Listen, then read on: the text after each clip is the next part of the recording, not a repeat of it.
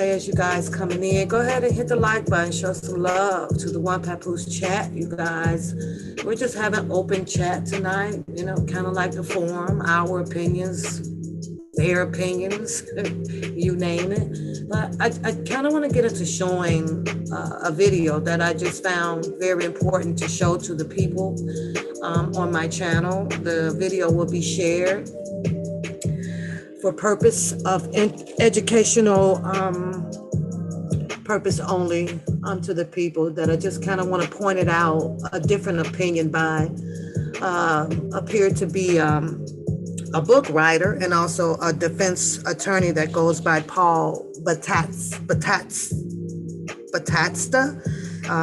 One of the last books written by him was called Civil Recon. So kind of want to get into that. My day is good. Thank you for asking. My day is good. And then after that, you know, I want to get into a video where we can all actually see someone break down the RICO, you know, break it down, continue to talk about that and how so many laws kind of got, you know, placed in and things that we need to understand clearly about it. So yeah, y'all come on in, give me a second, and hopefully this live it'll survive through the storm. We'll see. We will see.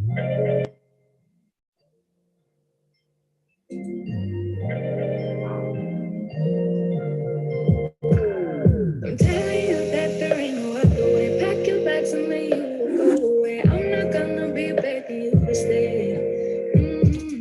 And maybe if you asked me yesterday, I would handle this differently.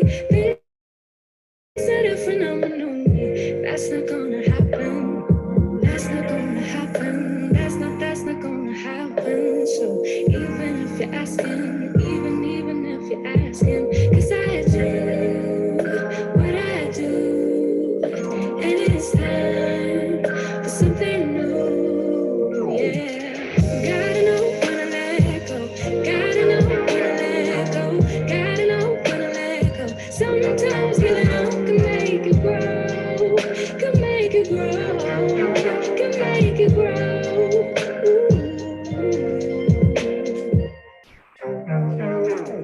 Don't wanna be stuck in a spot.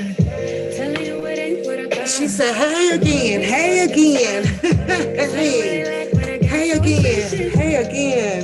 Dead Bobby, it's not ungrateful, just being helpful for me.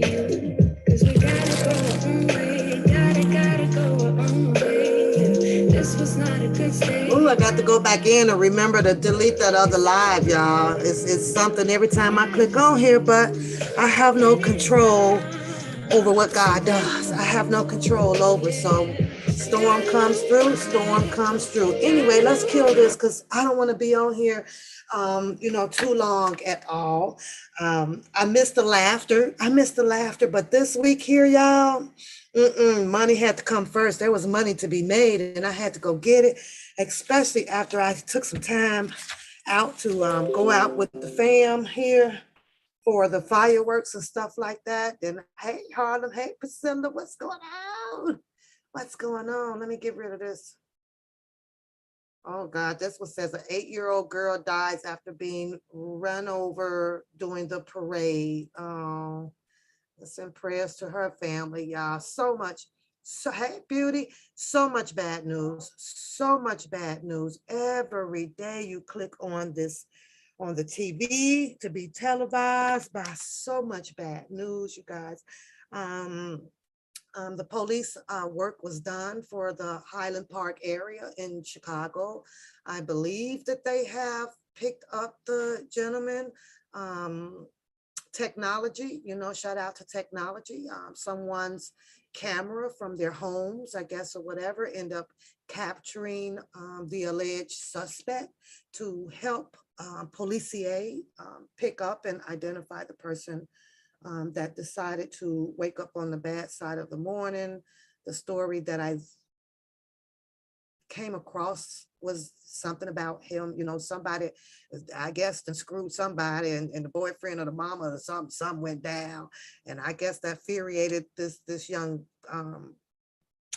white boy. The news doesn't like to call out the color of the other kin folks, skin folks, but they will be quick to call out whether if you're black or you're brown. So the picture that I saw posted up there, oh my God, y'all, why does a little bit of him remind me of the farmer boy from Chicago, that jumped on Mr. Robert Sylvester Kelly? When I first looked at the picture, I was like, oh my Lord, only thing I'm gonna say, stop with the tattoos. What is with it with the tattoos, boy? These people do, I guess they tat up their face and arms and stuff, to break their recognition, like you can't recognize who they are halfway, but you say, yeah, they got him. He's charged with 7 counts of first-degree murder, more charges to come. Yeah, and you know what sucks though about that, Capone, because of course, he, according to the law, constitutional rights, he also has to have his defense. And the defense job is to go in there to find discrepancies and reasoning of why, in case the government side decides to say, well, you know what, yeah, we're gonna try you, and you're gonna serve some type of 25, 30 years, because 25 is the number of what they plan out here as guaranteed for life, and we'll hear all of that and back and forth, as to, why he should, not serve so much time, same thing, or he'll plead insanity, and or you name it, you got all of the laws to put you in there, but then we have the laws to, he's a rapper.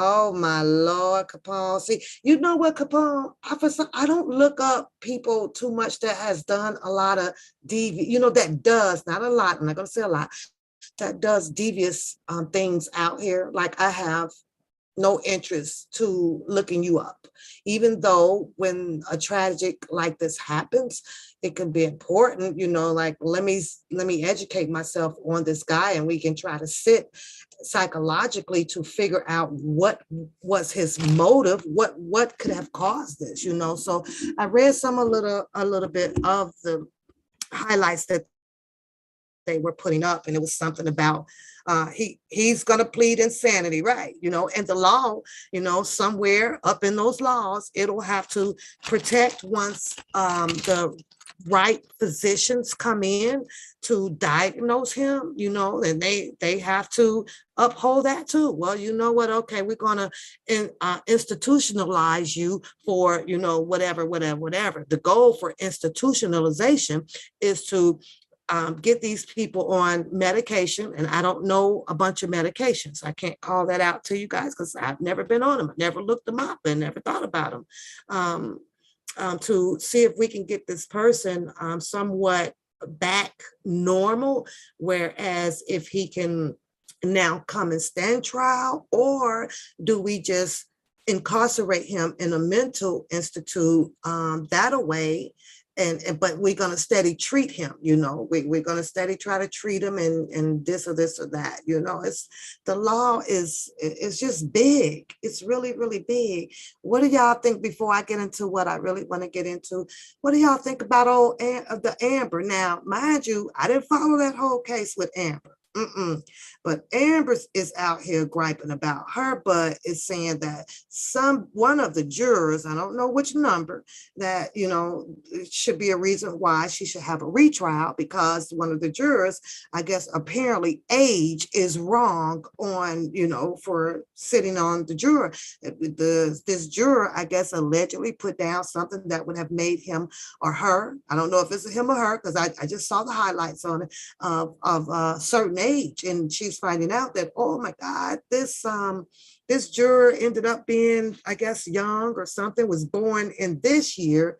And I heard the argument on the from one of the news people stating that, well, do you think that she should want to be granted a retrial based off of that, because this could have been just a typo or something, or is it really relevant to have a retrial because one of the jurors, I guess, allegedly, made a mistake on the age? What do y'all think about that? What do you think about that? I'm like, you won't taxpayer dollars. Now, didn't she get some money out the deal? Didn't things kind of work out as a little bit of a win-win for both of them, and I'm thinking, a retrial, what is it that you want? Didn't they say, or I think I read that Johnny Depp ended up with, saying, well, okay, well, she can keep this XYZ amount of dollars and stuff like that. Didn't it work out? Like, hey, you get to walk away with this. Well, hey, you had money that you never even used for this fund, or like, didn't it work out that way? And then now it's like a retrial for what? Like, what do she really want something to happen to Johnny Depp that serious? Like what? This is your ex-husband, like, what do you want? I don't know, you guys. I guess that's to come and to be seen and to be heard. So I don't know. You think that she would lose it again if she go up again? I think so, because she's only trying to point out, just one juror. She was only just pointing out one juror. I'm like, you want taxpayers to say, oh, you know what? I'm sorry. To me, it's just a no deal. You got one shot, one round. Here you go. We paid for this. Everybody got paid. The attorneys and the judges and everybody.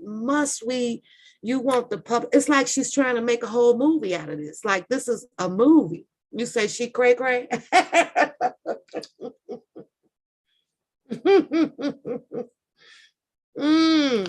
She's cray cray. Well,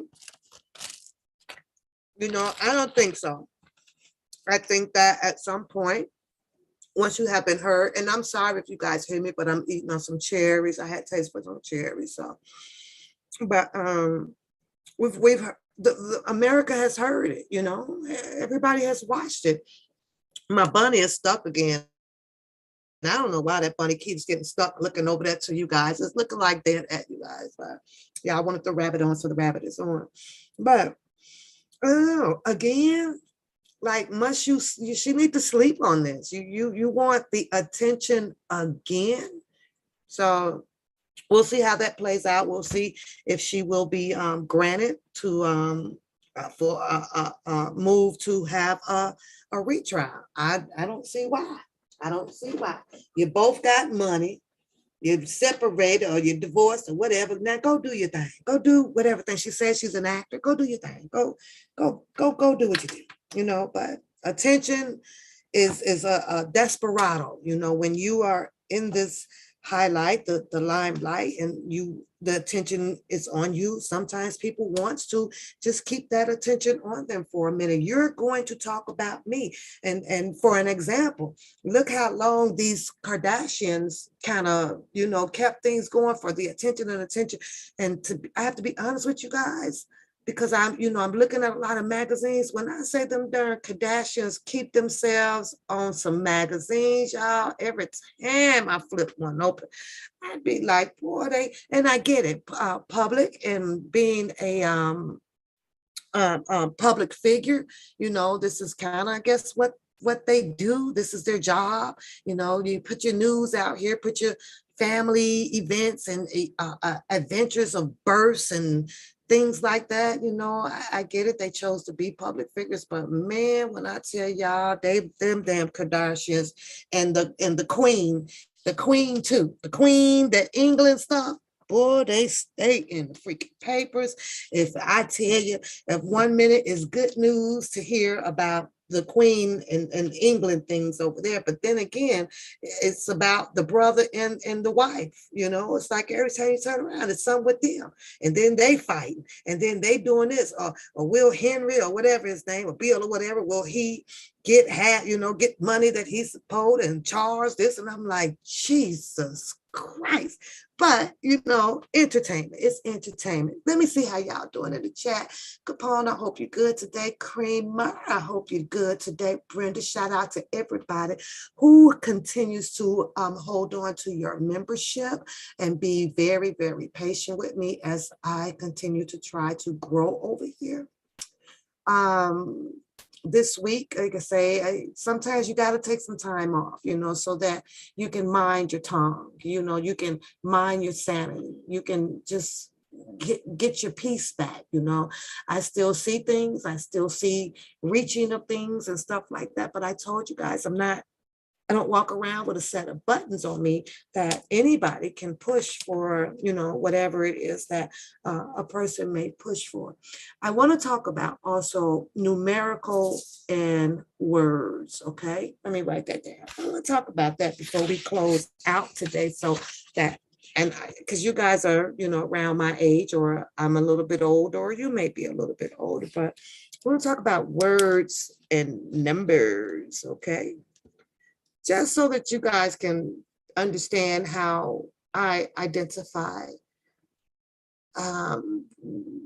with the level that I am when it comes to listening, joining in, as far as participating, and just the whole YouTube thing, right? So I'm gonna write my memo down for that.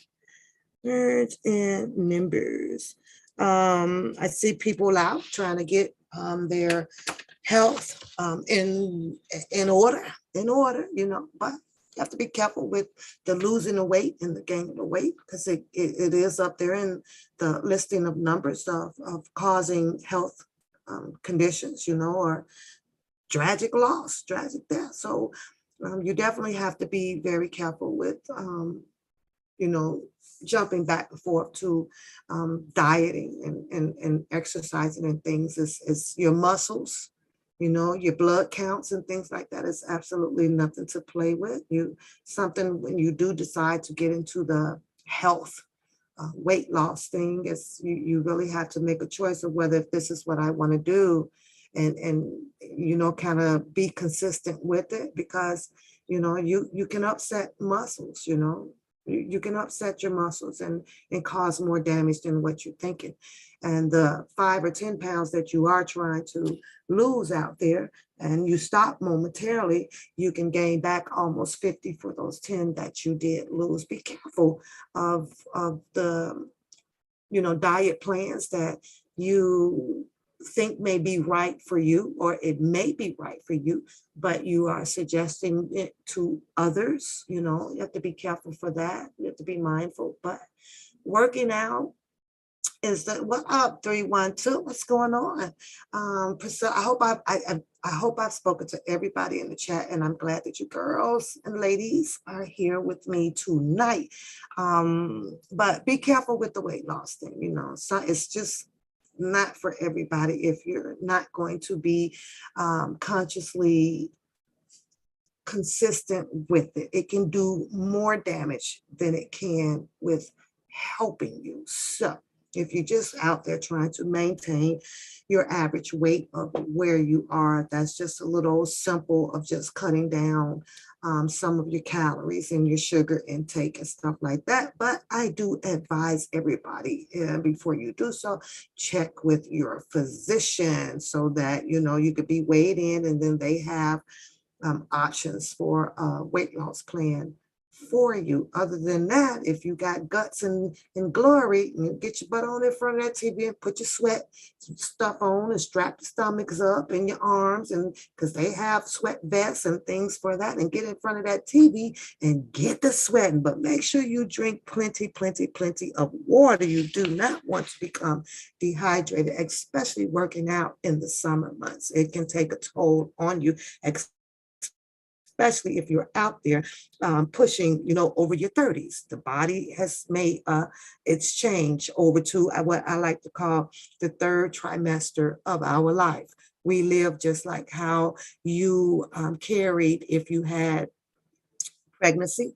We lived in 3 trimesters before we, convert over to the Lord or to the devil, whichever way making your life to be in that direction. So I want to put this up, you guys, because I want to share this with you guys for a second, because I want to give some shout out to one of my BFFs. Then I'm going to come back to this here video second. Okay. I think that it's going to run partial of the video, but let me give some shout out, y'all, to my girl, Megan. I introduced Megan to you guys, my BFF, one of them. I have a few. And Megan, I told you guys that, sugar baby, that she's a graphic designer, and she's very passionate and serious about her work. And there is a lot of people out there, and it can be very competitive in the graphic design business. So if you are in need of someone doing the graphic design, in case you guys don't remember, Megan also did the Walk for Chaos flyer. Do you remember that? Put a 1 in the chat with the blue flyer that I always put up. I can put it up now in case you guys don't remember. I don't mind posting it up behind me. Let me show you guys her latest project. She gets phone calls. People that is, oh shit. There I go, pushing the button, yeah, to hire her to do some work. So let me show you guys her work, her job that she's working on now. Just look at this as a advertisement, okay? Just kind of advertising it for her. So if you are interested and you would like to reach out to Megan to help with some designs that you are looking for. You said, did I know Jules sell? No, I did not know Jules sell Garrett's popcorn. Really?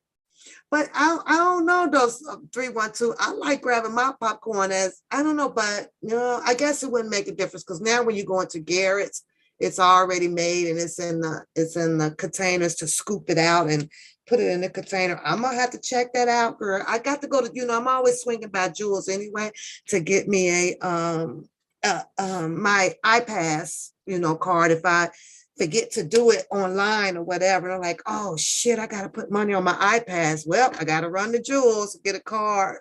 Gotta get a card. But I want to show you guys this. Let me put a work up for you guys. I really want you guys to see this here. I do. Wait a minute. Come on. Okay, let me start with the first one. I'll give you guys the first one forward, right? This is a big job for her. This darn naked person, no, it be bouncing around. I swear it does. That darn thing be, if you pay attention, because I go over to different sectors, right? I be going because I be looking for, different topics to elaborate on. But this naked HD, it's only hitting over here. It's only over here. You don't see naked HD in any other different sectors. It's only over here on all of these channels that comes on that has some affiliating talk about Mr. Kelly. That's when you see that. Not nowhere over on no damn Kwame Brown or Roland Martin or Angela, the one that puts out a lot of political news. You don't see it nowhere. And I'm wondering why targeting just here? And that's weird, right? So I'm starting to think like, you know what? Maybe I don't know. I don't even want to think like that, because I don't give a damn. But I want you guys to check out. It is Capone. You do not see that naked HD absolutely nowhere else but under this umbrella of this sector over here, bouncing from channel to channel to channel. That's some crazy ass shit. So let me put this up, and I'm gonna have to close it out here and there to get to the second picture, you guys. So give me a second. So let me share this with you guys, and y'all tell me. I absolutely loved it. You know, I love cheering her on, but this is her latest job that she is working on now. She is still working on this until, you know, she gets the thumb up saying, okay, that's it. That's the advertisement that we want, right? So this company here, well, establishing company, it's a restaurant company, eatgabs.com. So you will see the information on there as well. Let me get it up, right? If you guys can see it. Okay, put a one in the chat if you guys can see it. Look at that, cheap sex. And then it put the damn smiley. Look at the faces that it puts up, y'all. Oh my God, we don't want to time it out. We want to delete it. We want it out of here. Get out of here. Go watch your porno naked HD girl. Okay, can you guys see it? Let me put this up. Can you guys see it? Hey, Libby.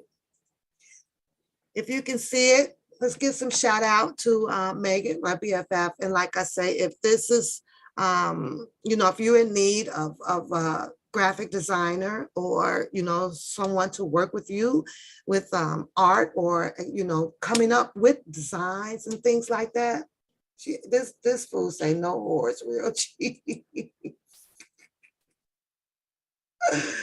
Oh, Jesus Christ, it's killing me, right? But this is her designs, and this is a really big design for her. She is designing a whole food truck, you guys. I was like, what? And she was like, yeah. So she is so happy that she's having the opportunity to do this whole food truck for these, you know, these people here. As you can see, it is called eatgabs.com, and this is their number and everything. But when she showed me this, I was like, I gotta advertise this for you on my show so that people will know if you guys, hey, ever in need for a graphic designer, hit me up on the email, then I can get you to her personally, where you can have a one-on-one talk with her, and you guys can go from there. Hey, too cute. Let me show you guys the other one. Check this. I mean, it's the same one, but I want to show you guys all around, right? So this is the side of it. And I was like, you like really decided that? That's cool. That is so dope, right? She never seems to amaze me, but hold on. Let me see if I can get the other one. Okay, so that was the side view. This is the other side view here. So let me share this with you guys. Elizabeth, you say you back. You back, girl? Okay, hold on. So let me get this one up. Check it out. Now, keep in mind, you know, if you are interested in, you know, talking to her or needing graphic design to help you out with some things that you may come across. You may want a special t-shirt made or whatever the case may be. This is your girl. When I tell you this is your girl to go to right here. Yeah. So yeah, she's putting this down for a real company. This is her real work, you know, and her design. I think she's going to do a little bit more perfecting to it, you know, so that the company or these people can absolutely love her work. But she is finishing up the finishing touches to it. And, you know, you got to send your work in to the people, see what they're saying. And if they wanted you to pick at it and change some things or whatever. So she's on that, but this is one of her big jobs that she has taken on right now. Let me show you guys. That's real cool, right? Capone, I was like, that is so pretty. So if you're out there and you're looking for a job, hit me on my email. You guys know my email out there. If not, it is in my description, the about page. You'll find it there. And then I can get you connected to Megan. And then you guys can have your personal one-on-one business talk or whatever. Okay. So let me do this because I want to show you. Let me see. There's two more, right? Let me see. Okay, so, and then you have the front of it. Let's see where the back at. So there's the front. There's the front. Check it out. Isn't it cute? It's like really cute. It's cute fun to me. Like, this is so cute. So shout out to Megan, y'all. Shout out to Megan. She'll see the live, you know. She's probably, no, I think she's probably sleeping or so, but yeah, she'll see the live. She'll see you guys shouting her out on it. So that's the front of how the front would be, right? This is her passion. She loves doing this. And like I say, she also created the flyer that you guys know about with the blue on it, with all of R. Kelly's credentials that were on there, right? She did that for us over here. So, and this is the back, one more. Then we can get into our video. So, and that's the back. You know, this is her potential design. I'm not sure if she's 100% done with doing the design for this actual company called eatgabs.com. You know, so good as burger, Gabs ATL. I think it's ATL. Gabs ATL, good as burger. So someone that, you know, came across her work and, you know, looked her up and decided to hire her to design their food truck. So shout out to you. Thanks, Harlem. Shout out to you. So again, if this is something that you are interested in, I'm sharing this. My girls work with you guys, my BFF work with you guys, you know, so you can pass it on. You can pass it on. Tell them, hey, go check out Papoose channel. You know, she's got a friend over there. You can email her and her work is dope. Now, let me get into, you know, her IG. She can show you guys some examples of a lot of more of her work that she actually does. You know, the girl is a whiz on the computer with, you know, putting all type of designs together. Well, in the meantime, between time, yeah, somebody from ATL, you know, she knows a lot, you know, this, she solicits herself, you know, get it out there. And of course, I told you guys, she does a lot of, graphic design as well for TLC, for T-Boz, and she, you know, associates with T-Boz manager as well to, you know, do a few graphic designs for them. So if you're out and about and you happen to end up at a concert, it's a possibility that you could be grabbing one of the t-shirts that are for sale by the venue with her designs on it, you know. So I like bagging her up. I like standing beside her because she's doing her damn thing, you know.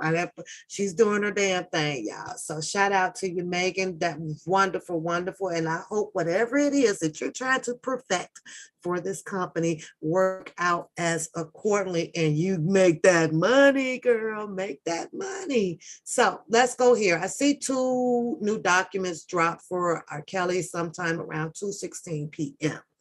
So I got a comment about a lot of the paperwork, you know, with Pap, you know, maybe you talk about the paperwork or this or this or that. The paperwork is being read, you know, on various amount of channels out here, and they have their discussions about it. That I can do, but what I will not do is take myself beyond financial budget that I know that I should not be doing, okay? All of us live differently and have different budgets. As much as I know that you guys want, you know, to hear what's going on with the paperwork, Pap is very savvy. Pap is very Amit, you know, when it comes to doing a lot of things that requires money to take care of. So I will limit some of those things because at the end of the day, I think just like how you guys think. I am going to make sure that, you know, my mortgage and everything else is paid on time the way it should. So some things you just have to bag up off of and know when, okay, well, enough is enough. Can't do that right now. And I have expenses like everybody else. And the second thing up is that no way am I in any form, shape, or fashion to be out here arguing or debating. It's just not my style. We're going to perceive some things a little bit different than others. So I'm like, this is so distasteful. There's 57 people watching the chat and I have 29 likes, which is another reason why I kind of like, what, I don't think the people are that interested, because the like button actually show your YouTube creator, you're up and coming blogger that, come on, because we appreciate you. We appreciate the time. We appreciate that you will open up your platform for other people to come on and the comments to flow through the chat room. And it's like, you realize I'm in the wrong sector, because you have more people that is hating than you do not to like you, but to just do what's right. Because I do know that you can like hate people. I know that's right, Pernell, and not do that. But then you'll have so many like, well, come on. And I'm like, I'll be sitting back like, for what? Because the same way that people are asking, well, come live or, to do this, I ask the same thing. And that's just, just share the like button with me, so that what I am attempting to try to do, it may not be 100% perfect, okay? It may not be, but I can't grow without you guys. I can't grow without you guys. And once I see that there's a lot of people that just doesn't want to be around to help growth, then you know what you do? You kind of ease off and go find other things to do, even though I see a lot of bloggers, what they would do is just upload the videos and let it be. No interactions with the community at all. They'll just load up and keep moving on. And I don't want to do that. I like to be here to interact and to laugh with everybody. But at the same token, you can only ask and ask and ask. Hey, Muddy.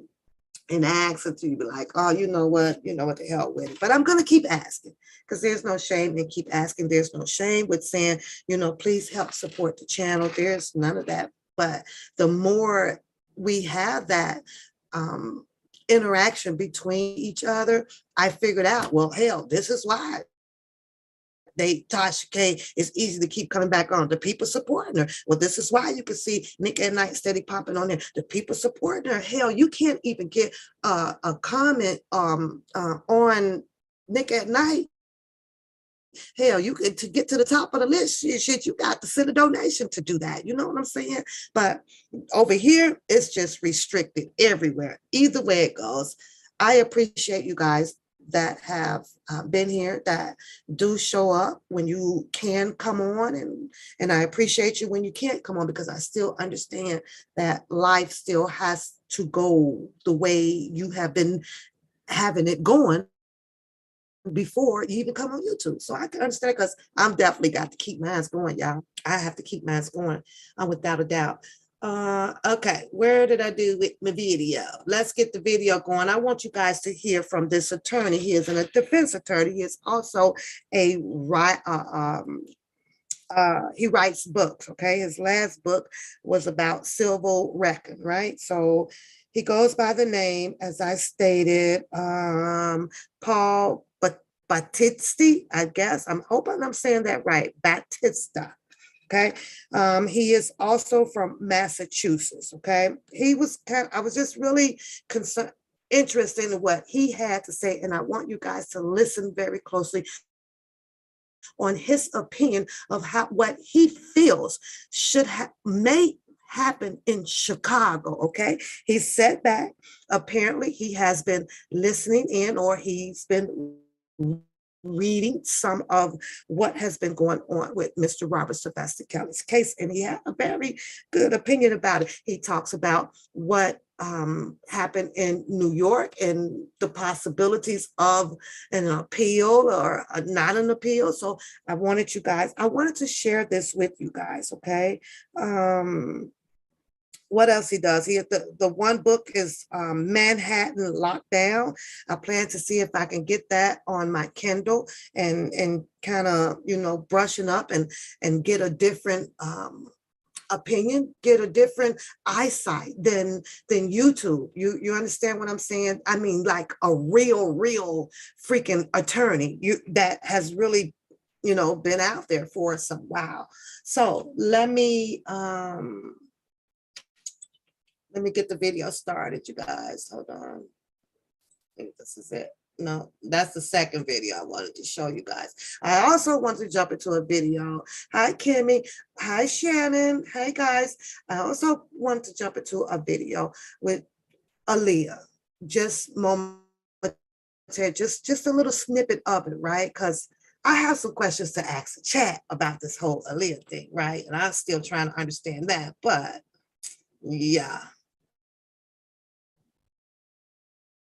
Okay, let me find it. Where's my video that I just had up?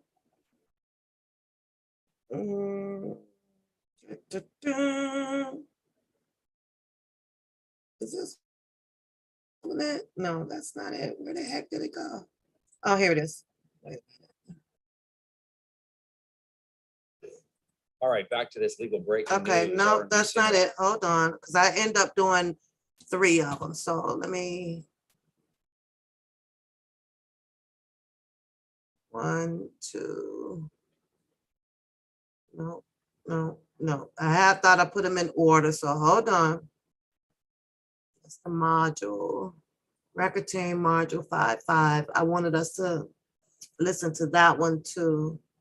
Okay, so where in the heck? That's not it.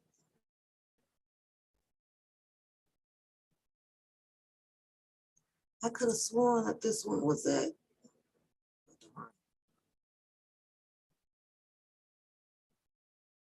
Oh, geez. Christ.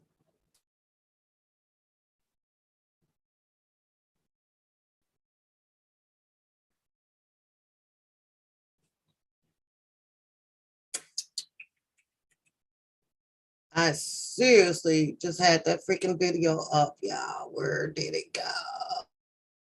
Oh, that's not it. Racketeering. 1, 2. I'm probably like, oh, here it is here. Yeah, wait a minute.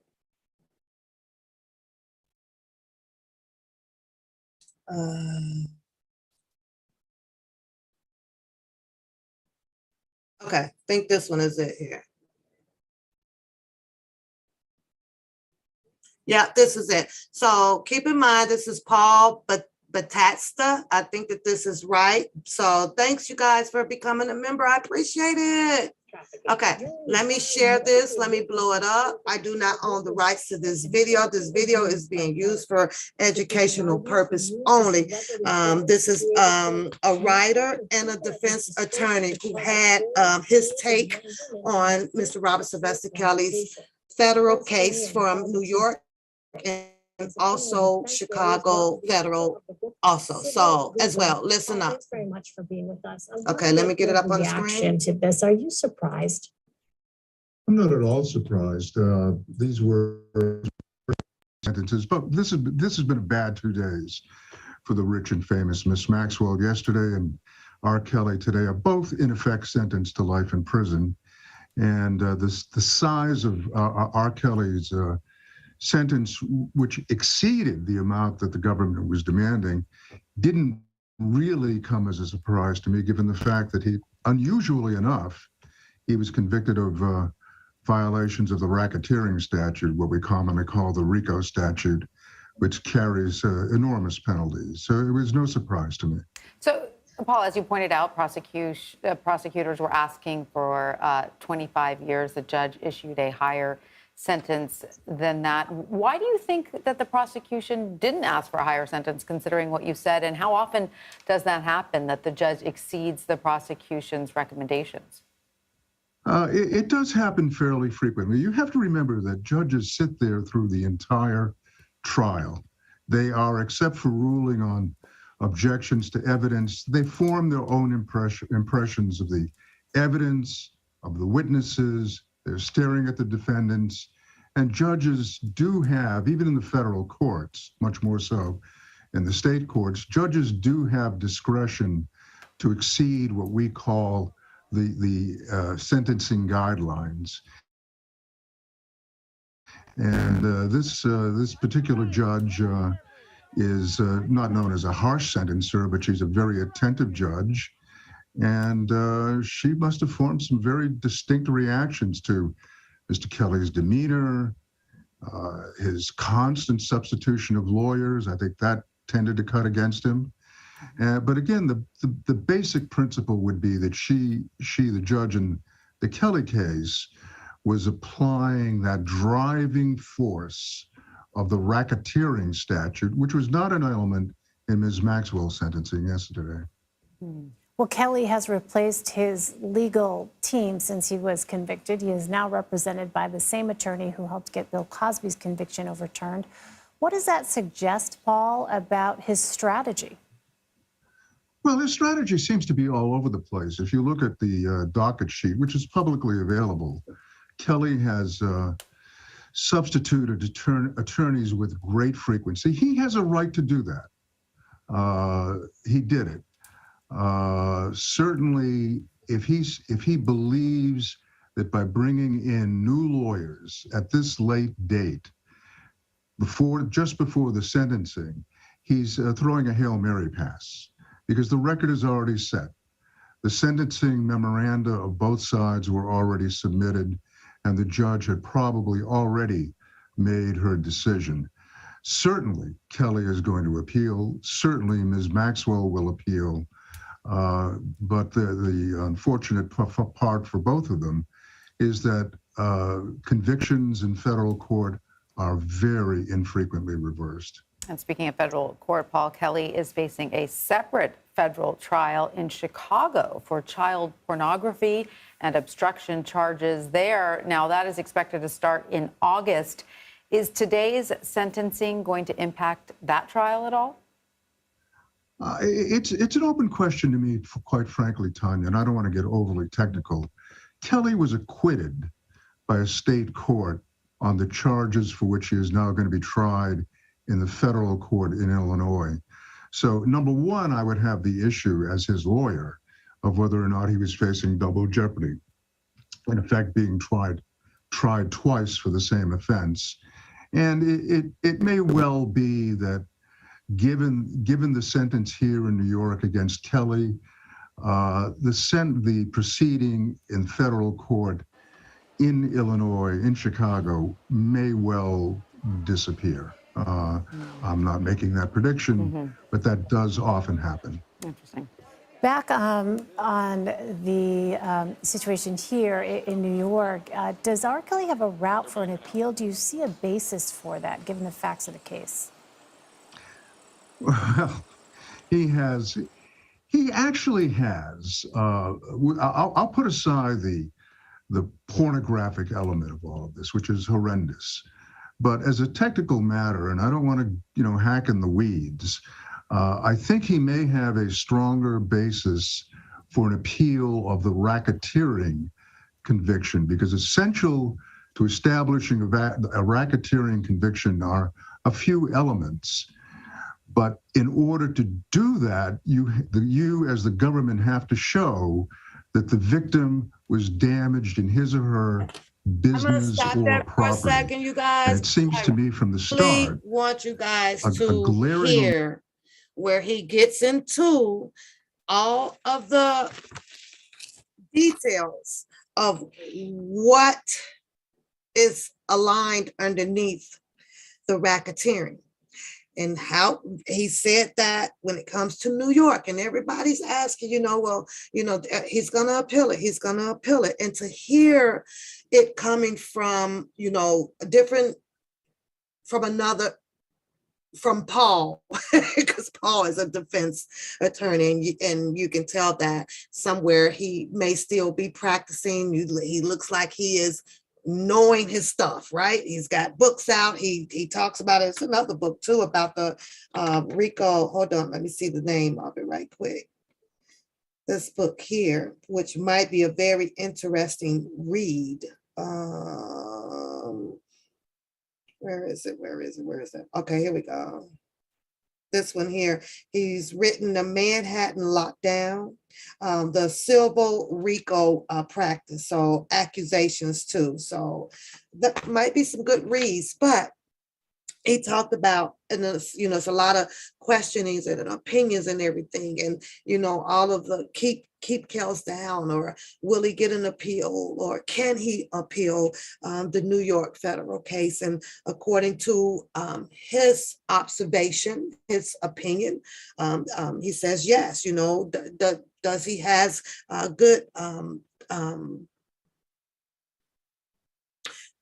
a good rate of having his case, making it through the appeal. He says, actually, he does. If he says that if you can set aside the pornographical part of what the federal was introducing into the courts to gain a conviction, right? But he doesn't feel that they made their stance of finding him guilty, dealing with the conviction of the racketeering. Hey, perspective, but I'm gonna let him finish telling it. But I want you guys to really listening to why, under all of the details that has to come to make up a racketeering act, right? He's specifically saying that the government just did not meet that. They did not meet those standards to charge him with that. So with him saying that, it kind of gives a clarity of why Jennifer Bonjean, Mr. Robert Sylvester Kelly would come in and saying, well, you know what, this is the guidelines. This is what, you should be sticking with. We feel that the 10-year max, the minimum max, according to, some of the charges are here. Okay, but the other charges, which came off of the timeline, the scheduling chart, right? They also tallied up the racketeering. As Paul stated in this video, a judge also, makes up her mind about accountability, the evidence, description, being attentive. And he was saying that, she watched probably Mr. Kelly's demeanor, how was he sitting? Meaning that, did he show any remorse, or was he, what was his emotions doing that? So is it fair that a judge will take all of these things into accountability to weigh in a different number scale? As we all know, she ended up overreaching what the government asked for, and they say 25, and she went way beyond that, up to 30 years. So, and the lawyers, he talked about that. He talked about how these lawyers, kind of showed that they were all over the place. They wasn't prepared for Mr. Kelly's truth or things like that. And, he talked about the strategy. Strategy of the attorneys. Was it there? What happened? What went wrong there? What went wrong at the beginning of him having defense earlier on? How did he make it to a Curcio, to a what do you call it, a Viadara? How did it make it to all of this? You understand? So it's just crazy. And of course he says that some judges is usually then already made their minds up, but it's protocol to allow the prosecution and the defense to be transparent and they talk to each other and this or that, because they all do, and debate on it behind the scenes or whatever. Okay, well, you can introduce this and we may argue this because it's just the way things are played out in the courtroom. But had they already, against their decision, had Judge Donnelly already against what they were deciding on, to that she had already made her mind up. I'll hear your argument. Okay, you say you to 25, and I'll hear the defense. And you have Jennifer Bonjean saying that, that's out of line with what the standard guidelines would be according to the charges that, that he was convicted of, and leaving the door open, knowing that there just shouldn't have been any guidelines when it came to the any guidelines of scheduling a time frame for him to serve off of the racketeering, because a lot of people out here is saying that we don't see the racketeering act for Mr. Robert Sylvester Kelly to have that charge put on him. Anyways, let's finish listening to Paul right quick. Mission here has been the lack of an impact. Well, I don't doubt the suffering of these young women and now grown women, but significantly omitted from the proof was what were the money damages sustained by the victims. And I want you guys write that question down, because this also helps makes up, Mr. Kelly being accused of racketeering. What money damages were done to these alleged victims? And I have to ask myself, I'm like, okay, what money damages? Can anybody put into the chat room of what were they doing before they all place themselves? Because as you guys see the title, the headlines here, says that Mr. Kelly, he lured these minors in, when we actually heard a lot of the ladies, because I still yet fail to see any minors. And I'm sorry, I'm talking about minors, to put the stigma on this man that he was he's a monster and things like that. Or I didn't read anything about a kidnap van where you jump out and you pick them up and you throw them in and somebody in there to gag them up and duct tape them up. I didn't read all of that stuff. So but they like putting that he lured minors into sex. So which would lead me to one of my questions about Chicago when we make it down that road. But just give me a second. But this is what he's saying, that with racketeering, there also has to be a part played in it to the alleged victims. Like, what did you lose? What harm did it do to you about, in the money situation? As far as I learned, none of them came in with a business. None of them had a job, What did they lose? What did they lose, you guys? So I don't know. You said they got 5 to 10. Yeah, they did. It's crazy. It's crazy. It's really, really crazy. Okay, let's finish, because I don't want to lose you guys, but I wrote the question down. So what is it? Let me bag it up just a smidget so you guys can hear his question. The victims, and Kelly may have a fairly strong argument along those lines, in which case the substance wouldn't be reversed, but the case might well be sent back for the government to have another try at establishing that critical element of loss of monetary or financial loss. All right, Paul Batista, if you could stand by for one moment. We also want to bring in CBS News national correspondent Jerika Duncan, who is outside the courthouse with more on this. Hi, Jerika. Can you give us some color on what happened today? We all know Jerika, but she's just going to give the update about what happened. I want to go back and replay Paul one more time, speaking about the racketeering, in case you people have missed it. Let's see. think he may have a Let's stronger go back some basis more. twice for the same offense. And it may well be that given the sentence here in New York against Kelly, the proceeding in federal court in Illinois, in Chicago, may well disappear. I'm not making that prediction, but that does often happen. Interesting. Back on the situation here in New York, does R. Kelly have a route for an appeal? Do you see a basis for that, given the facts of the case?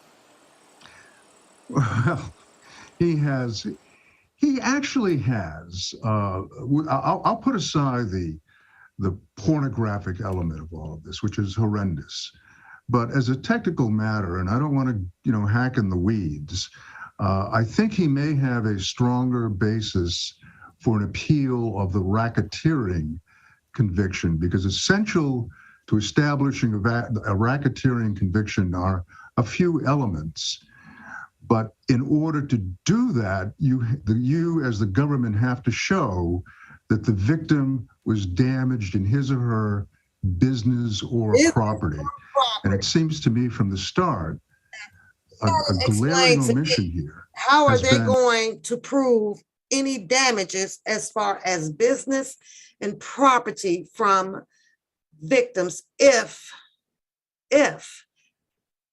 Bonjean is able to have her appeal to suppress the information about racketeering and how they have put the wrong charge against Mr. Robert Sylvester Kelly when it comes to racketeering?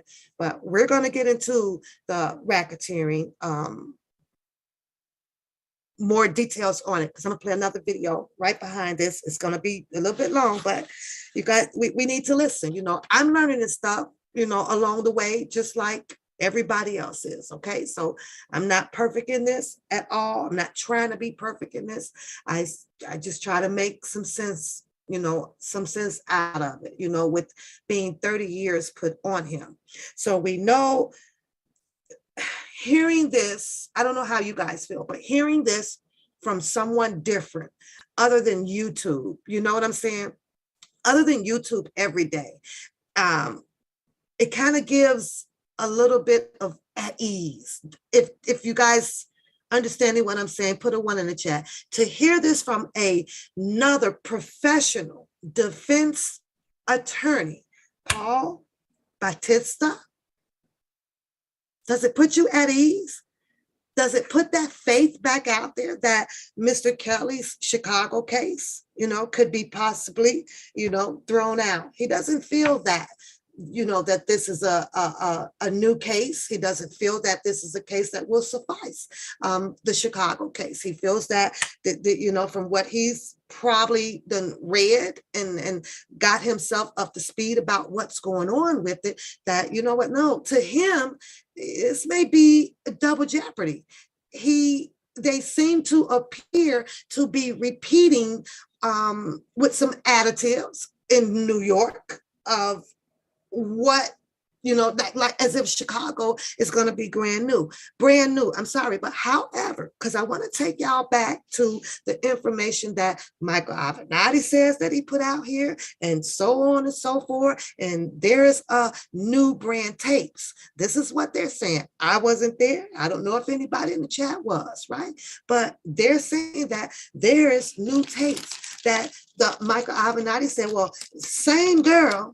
He said it, same girl, but it's a different position, different stance. Now, does that make it a new tape, or does it make it the same? How do you take the same girl that had already, I guess, allegedly said that it was not her, the parents, and everybody went before a grand jury? How do you take that same girl, even if you do claim to have a second or a third different tape, right? How do you take that and make a story different out of it? What are you going to say up there? It's still the same narrative that he was, acquitted on. So I'm trying to make sense to that, but you know, it's going to be interesting to see, you know, how they're going to play it out, how they're going to get doctoring tapes through there. Is it Mr. Kelly's attorney going to make sure that these tapes have not been doctored, you know, things like that. So I don't know, but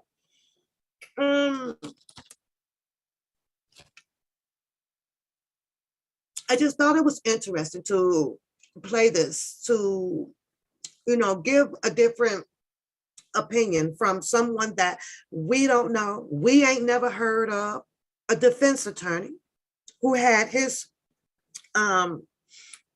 perception on how he thinks that Chicago will do according to his acquittal. He thinks that that's clearly double jeopardy. So it depends on how well Mr. Kelly's attorney will play their cards in the courtroom down there. Will they call it out as double jeopardy and acts effective immediately for the same thing, the acquittal, the dismissal of his case, throw it out, you know, yada, yada, all of them legal term words or of such. Let's get into the racketeering, because you guys heard what he mentioned about a possibility of the misuse of the Racketeering Act in New York. Should he have or should he have not been charged with the racketeering? Now, he also stated that, you know, getting around this whole thing of the pornographic, you know, images and things that they presented up there in New York, you know,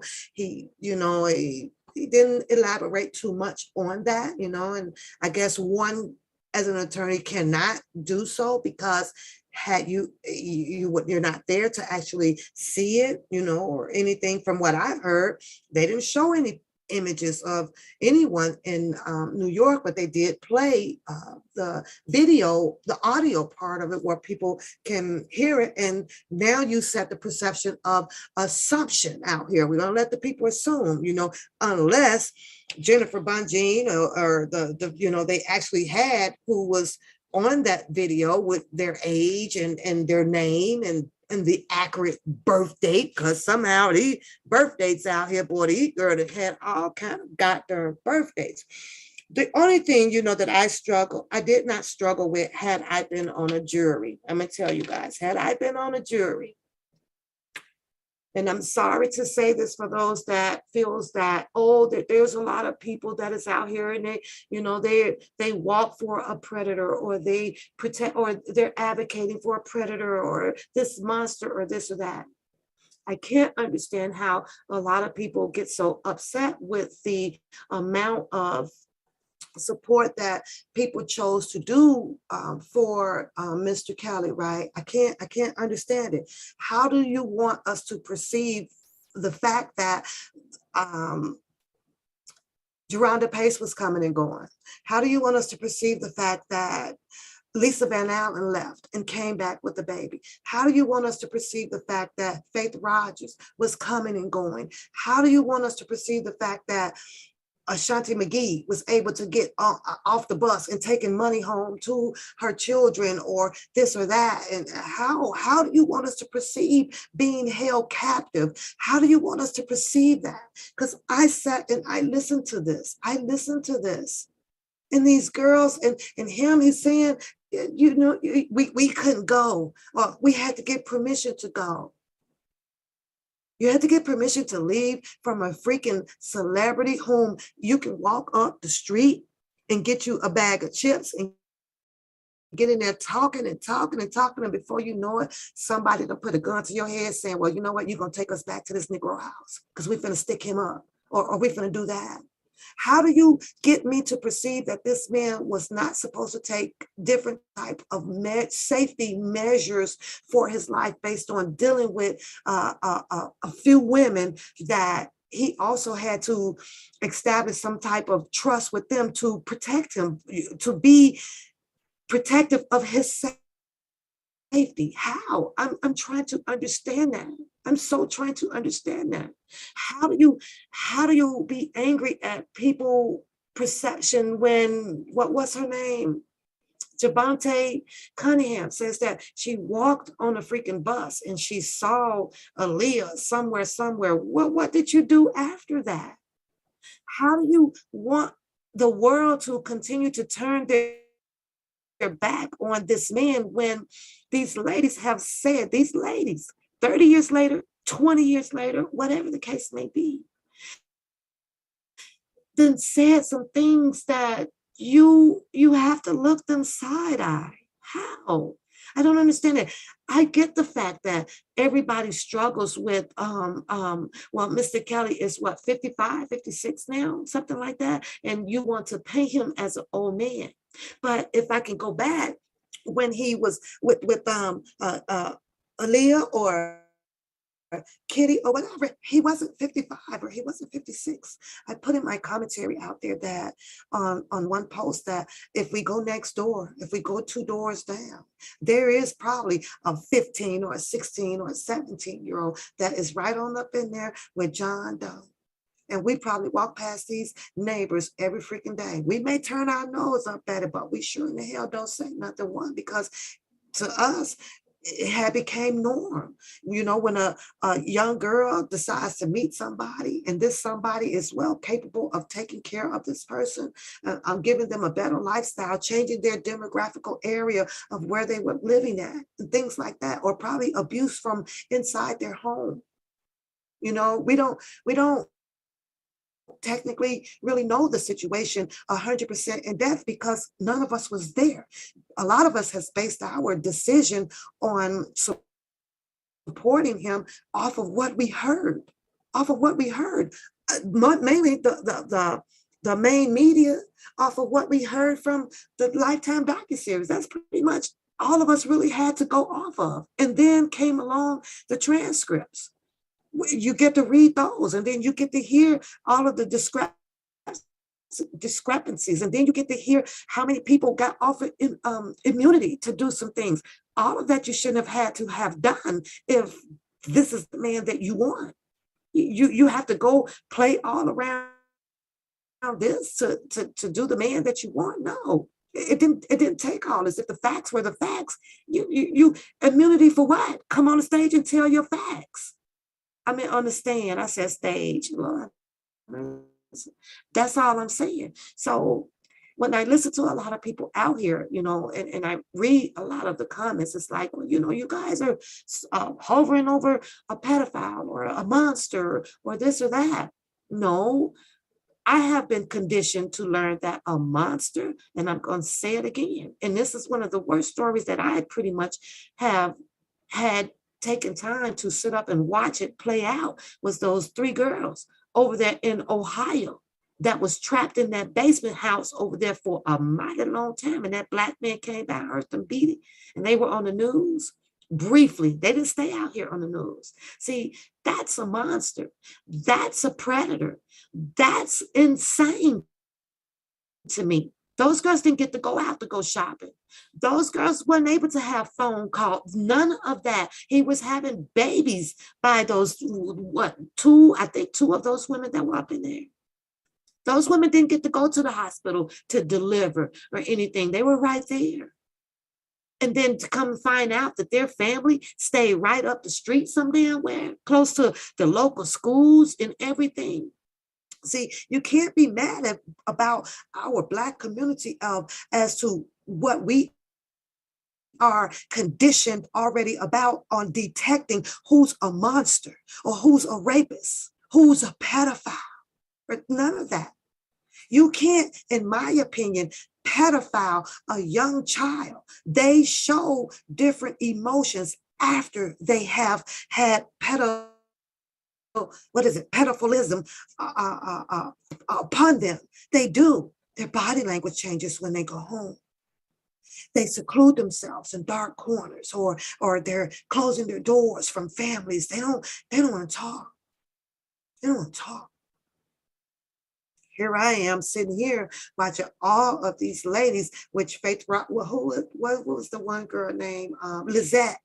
Lizette got on the stage and said, oh, and it's been 30 long years. She ain't been around that man for no 30 long years. She's only able to recite back of what she didn't heard, all because him and these allegations and things about Aaliyah. You know what? I didn't even look at not the birth certificate, this alleged marriage certificate with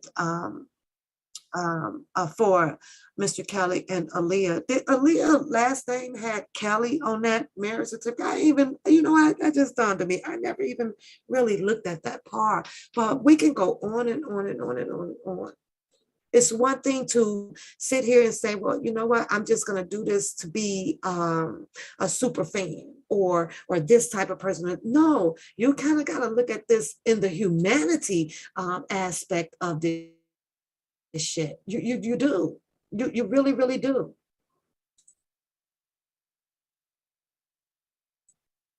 You do. You really, really do. And it's like a lot of people has lost that way of that. 30 years. No, 30 years should have came in if they could have proved that these women never got out. 30 years should have came in if they had to go and actually do a whole rescue goddamn team and unduct tape, and they coming up out of that dirty and all and looking like an Ethiopian. Are you kidding me? No. So they have to make up their mind on what they teaches us, what they show us, how being conditioned and mindful, educating us on what exactly is a monster. What exactly is it? What exactly is a person that has pedophilia behavior? What is it? Because inside of your home, having I know they like to say it wasn't consensual. It wasn't consensual. We don't know that. You don't know what or if these girls did agree to saying, you know what? Sure, I'm game. Sure, I'm game. Yeah, but put the tape, video. Yes, I like to do you never know. We don't even know if they even got to, the magical number of $250,000 or whatever to do any type of grown folks behind the bedroom scenes. We don't know. But it's crazy that they used all of this stuff against them. Oh, y'all hear that rumbling? Oh, geez. We don't know.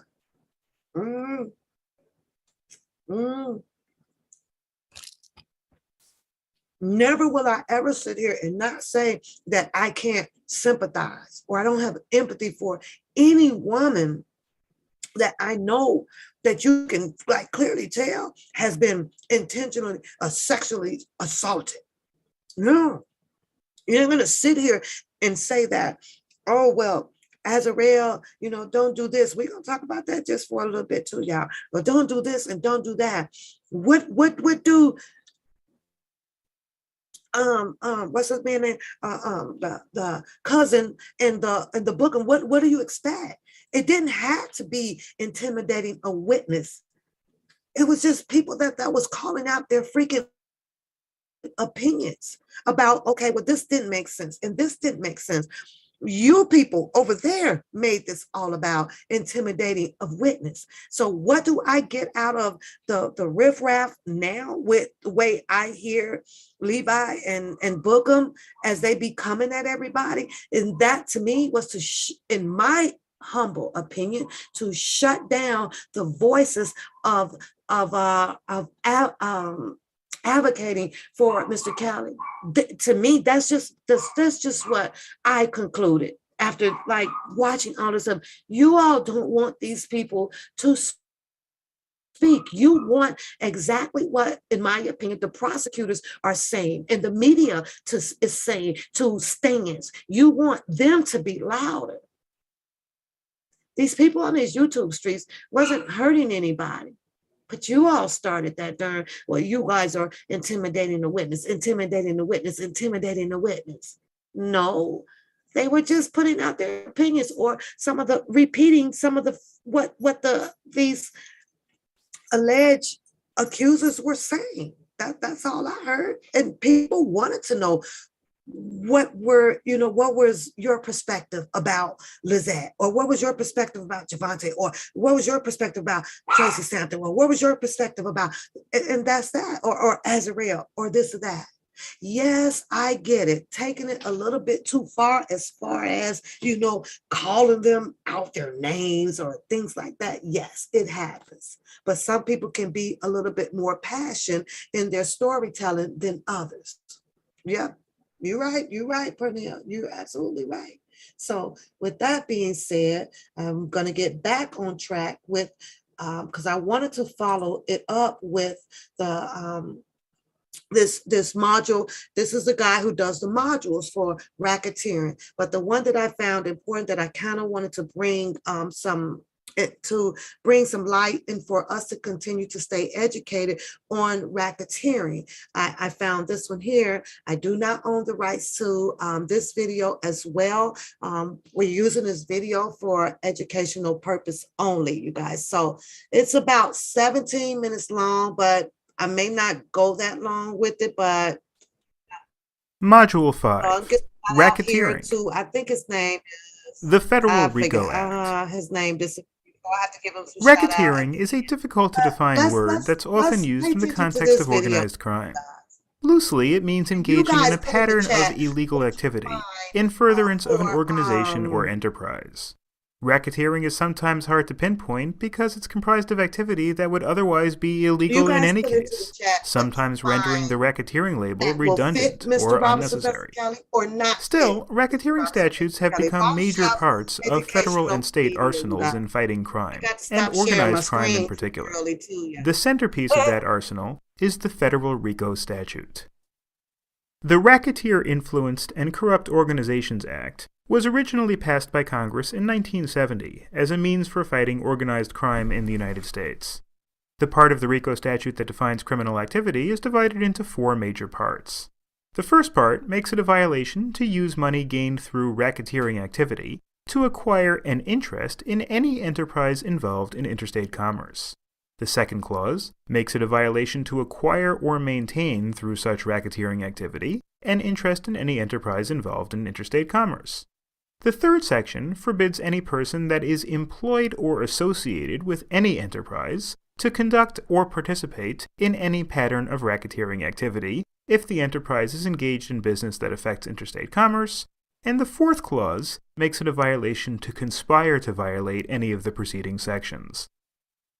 In defining racketeering activity for purposes of RICO, the statute lists as statutorily defined predicate acts necessary for the establishment of a RICO violation many federal crimes, including bribery, counterfeiting, and mail-in wire fraud, as well as a number of traditionally state crimes such as murder, arson, and robbery.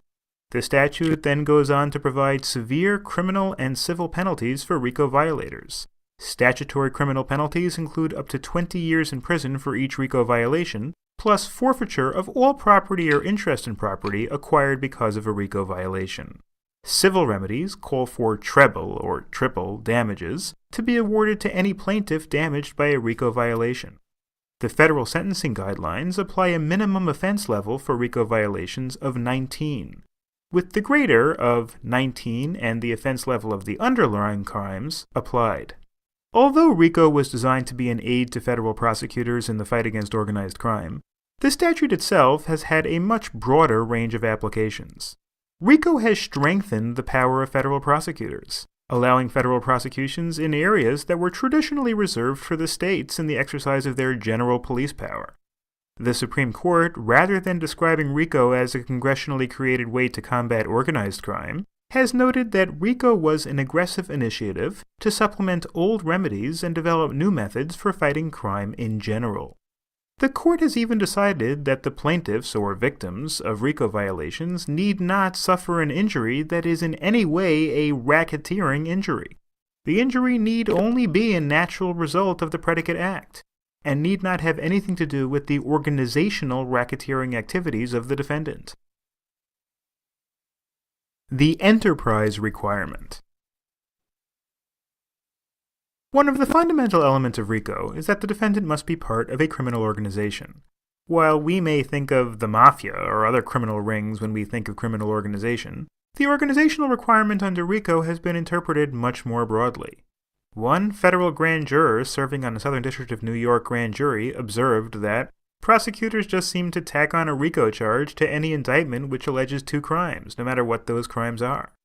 A group of New Jersey plaintiffs even filed a RICO suit against an Atlantic City casino for allegedly shuffling decks of cards too frequently during blackjack games. The broad interpretation of the organizational requirement stems from the seminal Supreme Court case of United States v. Turcotte. There, the Supreme Court found RICO applicable when the organization in question, a drug-dealing ring, was subjected to RICO prosecution despite having no cohesion as a unit other than that they combined to engage in drug smuggling. The court held that any union or group of individuals associated in fact, although not a legal entity, could be considered an organization for purposes of RICO. In Boyle v. United States, the defendant was charged with RICO violations for participating in a string of bank robberies and other similar crimes with various other people. Although there was no structure or hierarchy in the organization, and although there were no leaders, regular meetings, or other characteristics normally associated with organizations, the court found that RICO applied. No structure is required, except that the group engaged in a pattern of illegal activity. The organizational requirement merely means that there must be a relationship between the members, a common purpose, and that they stick together long enough to engage in the illegal conduct. Moreover, the organization need not be formed or exist for economic purposes. In National Organization for Women v. Scheidler, the National Organization of Women sued an anti-abortion group under RICO for engaging in a pattern of threatening and intimidating healthcare providers. Although they had no profit motive, a unanimous Supreme Court held that RICO did not require proof that either the racketeering enterprise or the predicate acts of racketeering were motivated by an economic purpose. And therefore, if the protesters had conspired to shut down the clinics through a pattern of racketeering activity, then the clinics could maintain a RICO action. RICO can also apply to organizations that are formed for legitimate purposes and generally operate legitimately, if they engage in patterns of illegal behavior. The accounting firm Ernst & Young was sued for RICO violations for allegedly producing misleading financial audit statements on behalf of a client, though the case was later dismissed on other grounds. Enron and its accounting firm Arthur Andersen were also charged with racketeering. Similarly, in Bennett v. Berg, a not-for-profit corporation that ran a retirement community was considered an enterprise when plaintiffs alleged that representatives of the community fraudulently promoted the retirement community with materially false statements as to the village's financial soundness and the promise of affordable life care. The residential community could be considered an association in fact for purposes of RICO. Pattern and predicate acts. RICO requires that the defendants commit a pattern of illegal activities, which are also known as predicate offenses under a RICO charge. A pattern is defined very broadly and is satisfied with any two predicate acts committed within 10 years of each other. Still, the predicate acts must further the purpose of the enterprise. Unlike in a conspiracy charge, where the overt act can be anything, even an otherwise legal activity that furthers the conspiracy, each RICO predicate act must be its own crime. So, for example, if an alleged racketeering enterprise is shown to have planned a bank robbery, and one of the participants is shown to have obtained the blueprints for the bank architecture, purchased a steak knife to use as a weapon, rented a getaway car, and participated in the bank robbery, no RICO charge would be justified on these allegations alone. Though the first three would all be overt acts towards a conspiracy charge, none were, in themselves, criminal acts. So the entire bank robbery would constitute only a single predicate act. Similarly, the predicate acts must be separate crimes. The Fifth Circuit ruled that possession with intent to distribute and actual distribution of the same marijuana were one criminal act, towards the two that were necessary to show a pattern of racketeering activity. Unlike conspiracy, though, the predicate acts don't necessarily have to be in furtherance of a cohesive set of criminal schemes or plans. In Salinas v. United States, the Supreme Court allowed a RICO conviction when the defendant, a public official, accepted a series of bribes in violation of federal bribery statutes. The defendant argued that because the jury was not instructed that he must have committed or agreed to commit 2 predicate acts himself, he could not be considered to have acted on behalf of the enterprise. Calling the defendant's interpretation wrong, the court observed that there is no requirement of some overt act or specific act in the RICO statute before us, unlike the conspiracy provision applicable to general federal conspiracy crimes, which requires that at least one of the conspirators have committed an act to the effect of the object of the conspiracy. The predicate act's relationship to the organization can also be a flashpoint in a RICO analysis. The statute requires the racketeering activity to acquire an interest in or participate in the establishment or operation of the criminal enterprise for RICO to apply. This implies at least some distinction between the operation of the enterprise and the conduct of the defendant. For example, if the defendant himself carries out a string of terrorist activities using a pseudonym, say for example the Unabomber, it would be a stretch to then call his operations a criminal enterprise and to indict him for racketeering. RICO requires proof of a fact other than the facts required to prove the predicate acts of racketeering. The Supreme Court observed that the enterprise must be more than simply the defendant operating under a different name. Still, that the defendant incorporated and conducted his alleged racketeering activities under his corporation's name was considered a sufficiently separate enterprise for RICO to apply.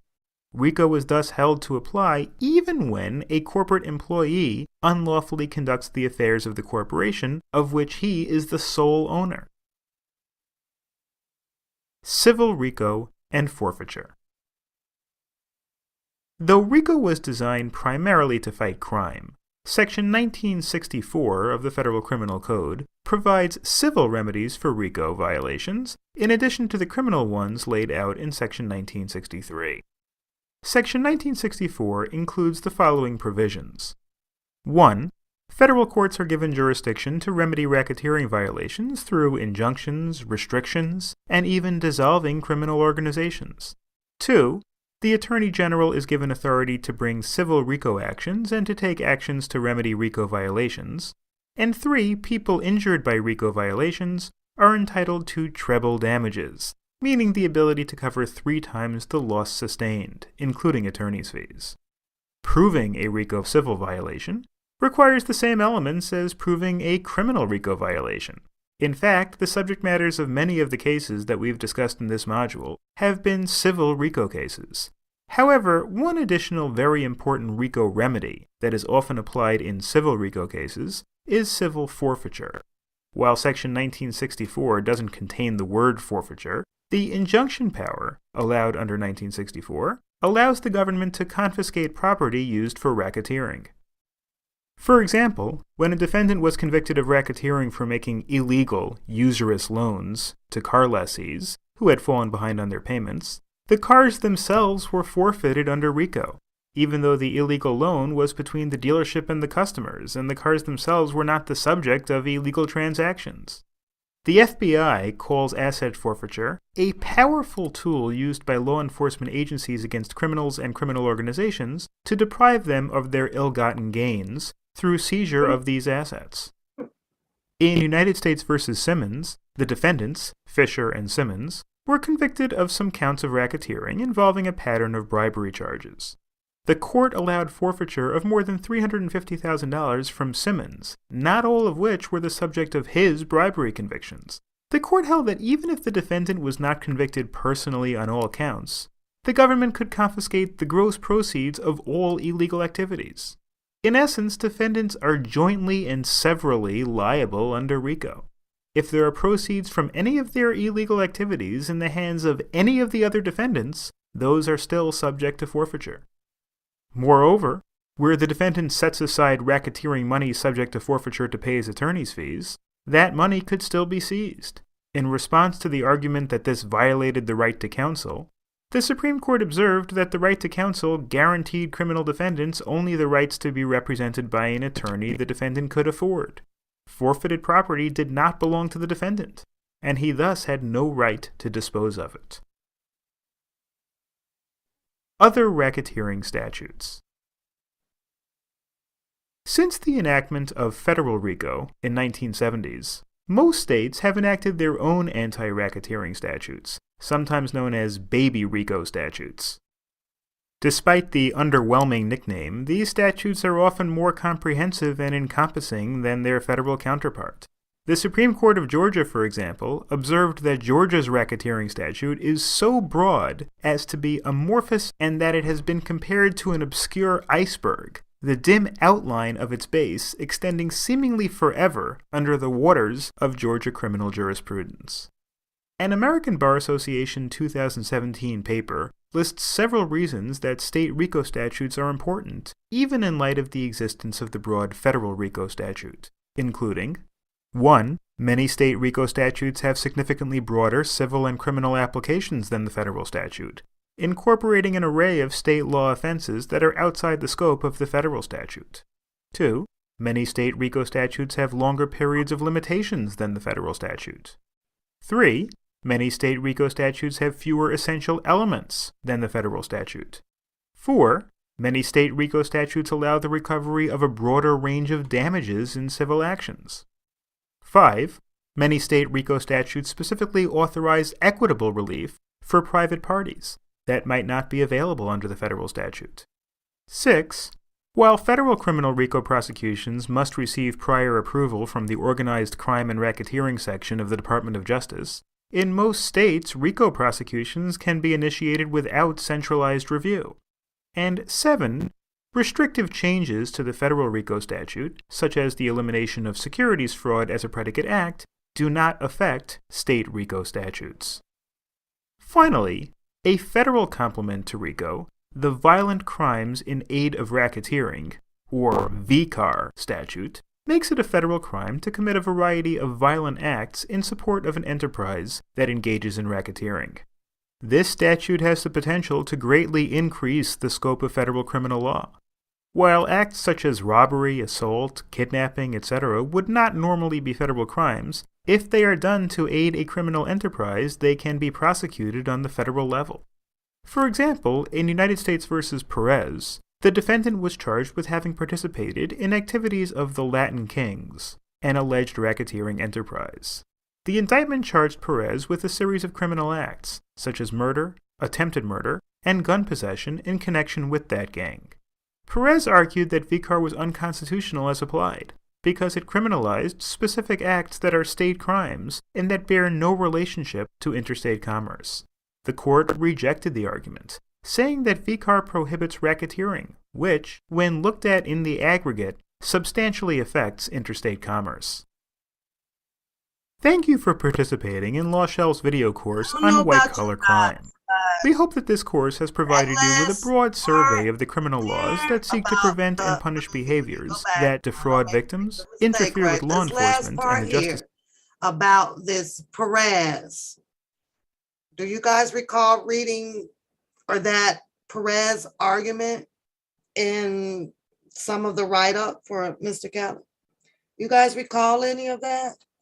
That defraud victims, interfere with law enforcement. Because I could have sworn that I believe that was used as one of the IEs, and an example, of course, IEs, for part of the racketeering, and it was there for part of the defense of explaining, this racketeering act, and that we believe that you are charging Mr. Robinson Kelly wrongfully, according to the Racketeering Act, but I guess we should see.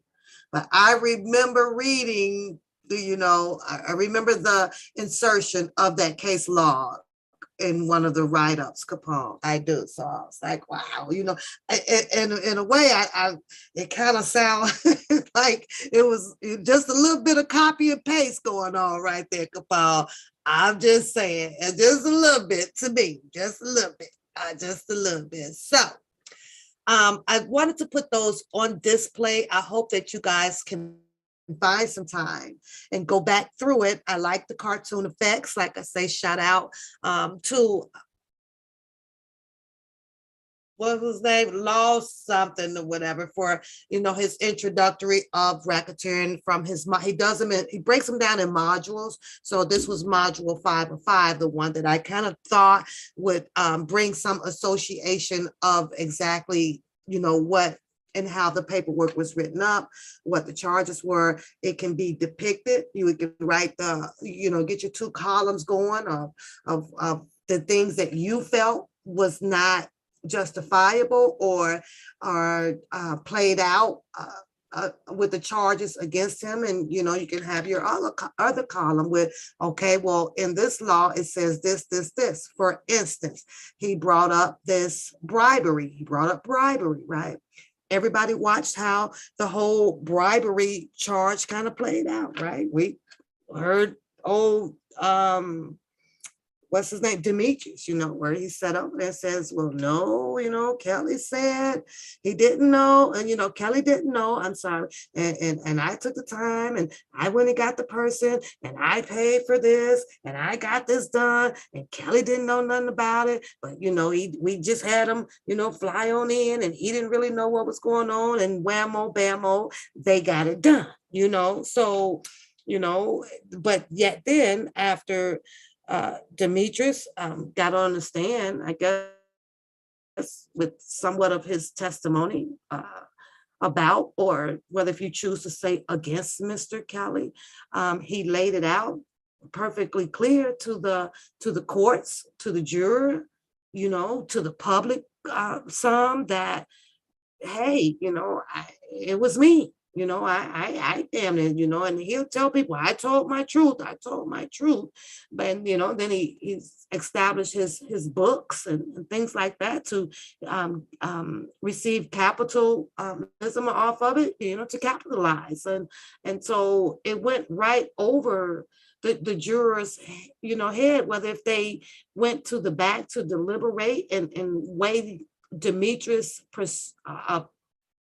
testimony into the calculation, into the equation of it, about the bribery part of it, because you best to believe that there was so many factors that, that would, I guess the jury would have taken time, although we didn't agree that they spent enough time on note keeping, or when it was like, okay, they was in there and then they went home or somewhere for lunch and they was back with an answer.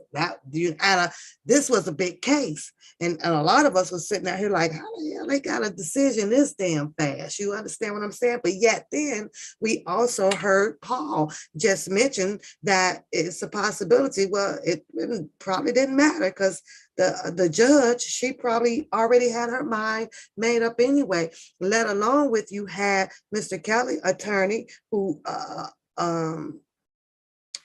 Nicole Bagger, who stepped right on up in there and says that you will find him guilty. Well, how much work did we plan on them evaluating, going over? How much paperwork? When you got your own attorney standing up there saying something like that, you say pay for the play. Absolutely.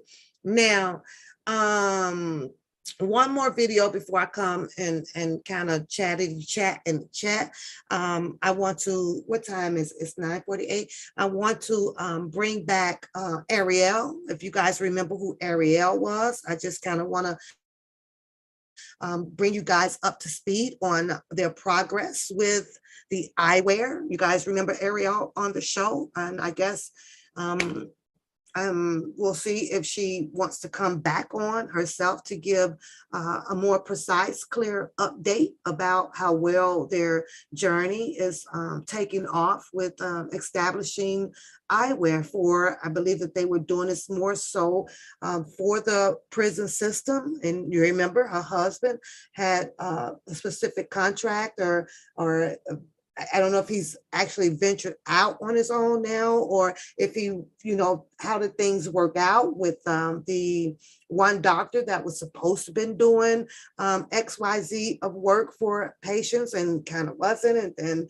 you know, things went one way, and, you know, he also got a story out to the district that they live in over there. And, you know, some monies was stolen from a bank account. I don't know if that was ever recovered or what was the outcome of that, but she sent me an update, and I kind of want to share it with you guys if I can, but that'll be in a couple of minutes, not right now, because I want to keep this rolling with the video that I have seen with Aaliyah on it. And I had some questions behind it, because in this video, and I know all of you guys have saw it, but I have questions because her parents was in this video. And I think I forgot who I wanted to specifically target my question to. So I guess I'll just have it as a open forum question. You guys can just elaborate or your thoughts, give me your opinion back on it. But let's get into the video with this whole Aaliyah thing. A lot of us are confused as to why, you know, where Aaliyah is even brought back up here in this case when she has passed away. God bless her soul.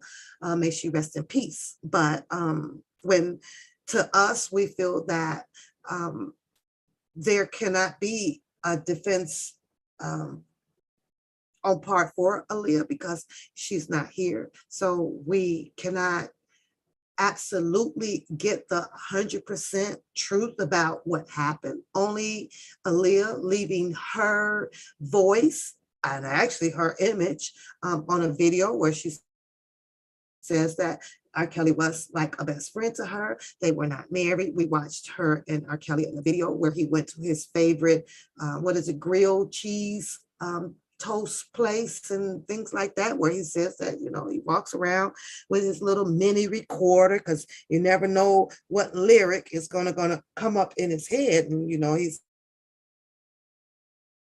got to jot that down, but we all saw that.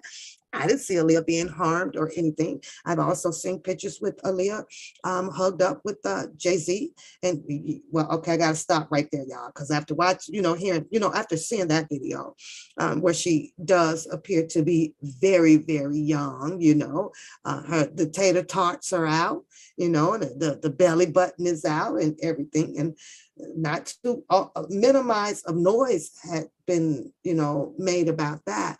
And then to move on where, you know, there's more pictures with Aaliyah and Damon Dash out on the internet world that everybody can look at. But by oh my golly, when that darn Barry Hankerson decided to, you know, have Mr. Kelly work alongside with Aaliyah, all hell broke loose out here in this goddamn world. All type of hell. Everybody was jamming to Age Ain't Nothing But a Number. Ew, when that came on, and the truth be told, I got to put my honesty out here. I think that if Mr. Kelly touches wouldn't have been, have not played any part of that song, I have to be, one too many songs on Aaliyah's album that really made me pat my feet or snap my finger, you know. And I'm not saying she couldn't sing, she can sing, but in my opinion, maybe like I said, maybe it was my age, and I was like, you know, some of it I feel, you know, but if we're going to sit here and rock around with what we were already conditioned about, when there is love, and I get it, the man can sometimes be 25, 26, or 27. And I get it, whether if making sure that the female is within the law, as they stated out here, I just don't see it where we should condemn the man, especially if we're seeing love. Now, on the other hand, these ladies, Geronda and et cetera, says that, you know, well, after you're with him, he turns into this monster, you know what I'm saying? But yet then he doesn't have locked doors. So that was confusing to me as well. But with Aaliyah, you know, according to this video, and sometimes I have to go by the video, because in this video, Aaliyah's parents were right there. And I was like, wow, her dad looks mighty young. That was me on that video. I was like, her dad looks young. Her dad looks young. But this video here, you know, I don't know, you guys. Let's check it out anyway. Let's check it out. I know most of you guys have seen it, but I actually want to check it out. So, stayed, you know, at 12, 13, 14, 15, you know, half undressed. Pay attention to the boy behind. Stop. The guy behind. I'm going to play the video, you guys. You see the guy behind? Look at this guy, the guy back here, right? His shirt off. On this video here, I'm going to assume that Aaliyah is what? 15, 16, somewhere up in there? 15, 16 maybe? You know, and look at the dance, you know, they got the groping dances. She was already ready. She was ready for it. Still, I'm not making no excuse, you know. I'm not at that part yet. I'm just saying, you know. But she, you know, somebody to talk the dances back there, the sexual dance, the sexual movements, you know. But, yeah, look at that. Look at the hips. You know, and they can't understand why Mr. Kelly makes a song like he did. Because I know in my head, if I was a man, you know what I'm saying? And I know it probably is not the appropriate song, but I'm saying if you can identify with young girls' movements and the way they talk and things like that, you know. And I'm looking, you know, now Kelly drops seems like you're ready. Well, if you got Jerronda Pace telling him that, okay, well, your ID says that you're 18, you know, okay, you're ready. Okay, you know, but let's restrict this man from, you know, being with females. Hey, Charlotte, what's going on? Hey, K. Nicole, what's going on? What's going on? K. Baby, Keisha, see y'all. But let's listen and do a refresher on this Aaliyah's video, you guys. Shout out to, what is his name, you guys? I forgot. Ultimate Source. I don't know. I don't know his name on here. I keep forgetting to look at the names. Anyways, I do not own the right to this video. This video is being used for educational observation only. I sure hope so, because I get nervous. Okay, hold on. Let me turn it up. First came out, we were trying to get in contact. We said, well, look, we want to get Aaliyah to come out and do some stuff with us. And well, she's in high school. And we were like, no, that girl's not in high school because you didn't look. You know how the video looked. Right. A lot of people thought I was a lot older than I am. And you know, how have you been, you know, taking this all happened very quickly? I did. It's something you definitely have to get used to, and I think that's a given at any age. But with high school, I go to Performing Arts High School in Detroit, so they're very supportive of me, so it works out pretty And well. on here, she talks about, I'm not going to tell you my age, but I will drop you a hint. She says that I'm going to be sweet, and everybody knows what the sweet, she's going to be coming in on the sweet age. And we all know that that's sweet 16. That's the only age that we ever use the word sweet with, right? And I couldn't help but to notice, like, okay, they already got her started in on like really dark, you know, got the lipstick going. And I understand this is the image that most of us, you know, we get to look at when people are entering into the artist world. You know, they got the, you know, they start with the makeup and all of those things, right? But she's 16. She's handling that lipstick quite well. You know, they make you up, you know, they make you up behind those stages and everything. I'm looking at them darn cavities too in her freaking mouth, but oh well, I ain't here to talk about her mouth. Right? You're talking about her teeth. But I want to get to the part where you get to hear her mom, her brother, and her dad. Treat you pretty much the same. Yeah, the kids want to get into it, so basically most of my friends have been supportive and they've been there for me. They're always going to have a handful that, you know, may be jealous, but basically they've been cool. All right. And now you started off, R. Kelly produced you, and you got out there, and I mean, he's produced a couple of projects this year, but yours was the most successful outside of his own that he's done. And And of course, you know, there was some controversy going on, so I'm going to cut to the chase and we're going to get it off, because I know everybody asks it. What is the situation? Because we don't know. Okay, we'll let you know. To let you know, no. But no, really, I want to let everybody know that it's not true. I'm Aaliyah, not Aaliyah Kelly. That is not Aaliyah Kelly. It's not true. But I think, you know, hey, this comes with the territory. When you're in this business, people are going to talk. So I just ignore it. All right, you heard it right from her mouth. You didn't have to hear from nobody else, no radio stations, not me. You heard it right from her. That's it. It's Aaliyah. That's it. Don't even have a boyfriend. Oh, now you got everybody's interest, right? Your brothers at home saying, well, baby, I'm right here. Hey, Nisha. Video Music Box, we doing our thing, kicking it with Aaliyah. You know, now that we've broken everybody's, you know, heart and everything, and now you all are satisfied, we're going to go into her video, and we're going to come back, and we're going to talk about it, because now we got all the dirt out the way. Got all the dirt out the way. That it is not no Aaliyah. Video Music Box in full effect. We're doing our thing today. We're kicking it with Aaliyah. And who are some of the people that, you know, you see and watch that, you know, you admire? Oh, definitely Whitney Houston. She was like my all-time favorite. Her and Barbra Streisand. Those are my two favorites. Really? Barbra Streisand, great performer. Yes. Great performer. In coming up, I mean, I know you've got a lot of hip hop involved in your music, and plus you're 6'6", you gotta be down with the hip hop. Exactly. You gotta be down. Oh, did I say Hold something? on, let me okay. pause that. You're absolutely right. But no, Capone. Oh my God. She's Mr. Kelly is helping Aaliyah. Oh my God. Oh my God, it became drastic, you know, it was terrible. Barry Hankerson, it was said that, you know, allegedly, you know, he, you know, introduced and got them together. Allegedly, the word on the curb is that, and, you know, Barry would sign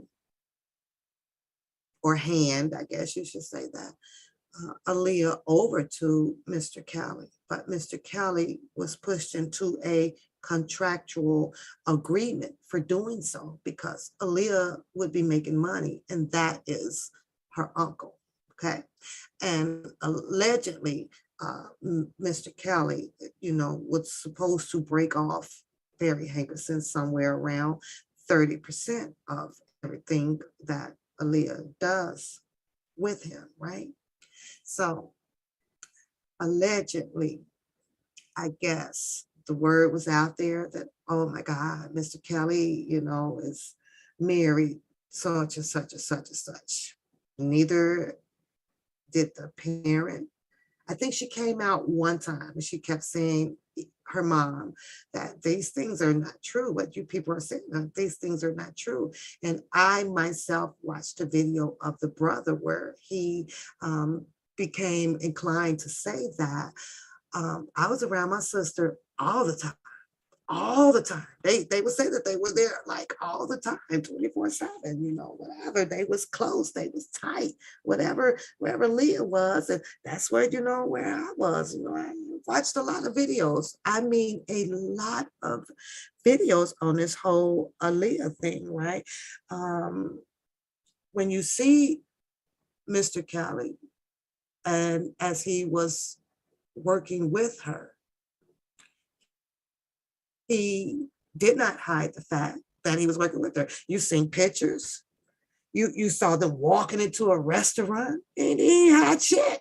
It was like, it was just out in the opening. So what abuse? She didn't she had no apparent look of any type of abuse. She seemed happy to me. He's making money and she's making money. We knew she was going to continue to make money in music, right? Because she allegedly was, you know, still up underneath her uncle, Barry Hankerson. If he's going to be receiving 30% of whatever she's making with working with R. Kelly, she had to be making music in order for him to even gain any capitalization off of that. So she had to keep working. And the more she was working, the more music that they made, she was going to become successful with him or without him. She definitely was. Would she have possibly been a very great successor dealing with Mr. Kelly? Probably so. Had she probably have a beautiful and wonderful marriage by now? Probably so. Had she still been alive, maybe that was the man for her. Who's to say that it wasn't? Because the age did not fit other people's criteria. But you didn't hear Leah ever come on and talk about, well, he beat me, or he held me hostage, or he made me eat feces, or you never hear that. Every time this girl spoke, it was something elegant. It was always happiness. It was always peaceful things, right? The person that you guys got the negativity about a rumor pertaining to Mr. Kelly, in my opinion, was what's his name, Damon Dash? He was the one. After the plane crash, he felt the need to come out and spread it out to the world as if it was coronavirus. He says that she was trying to talk to me. She was trying to talk to me. She told me some things and she shared some things. Yeah, she did. He did. He said that. He just came out and, in my opinion, just mind F-U-C-K everybody. He did. Nobody knew this for a fact.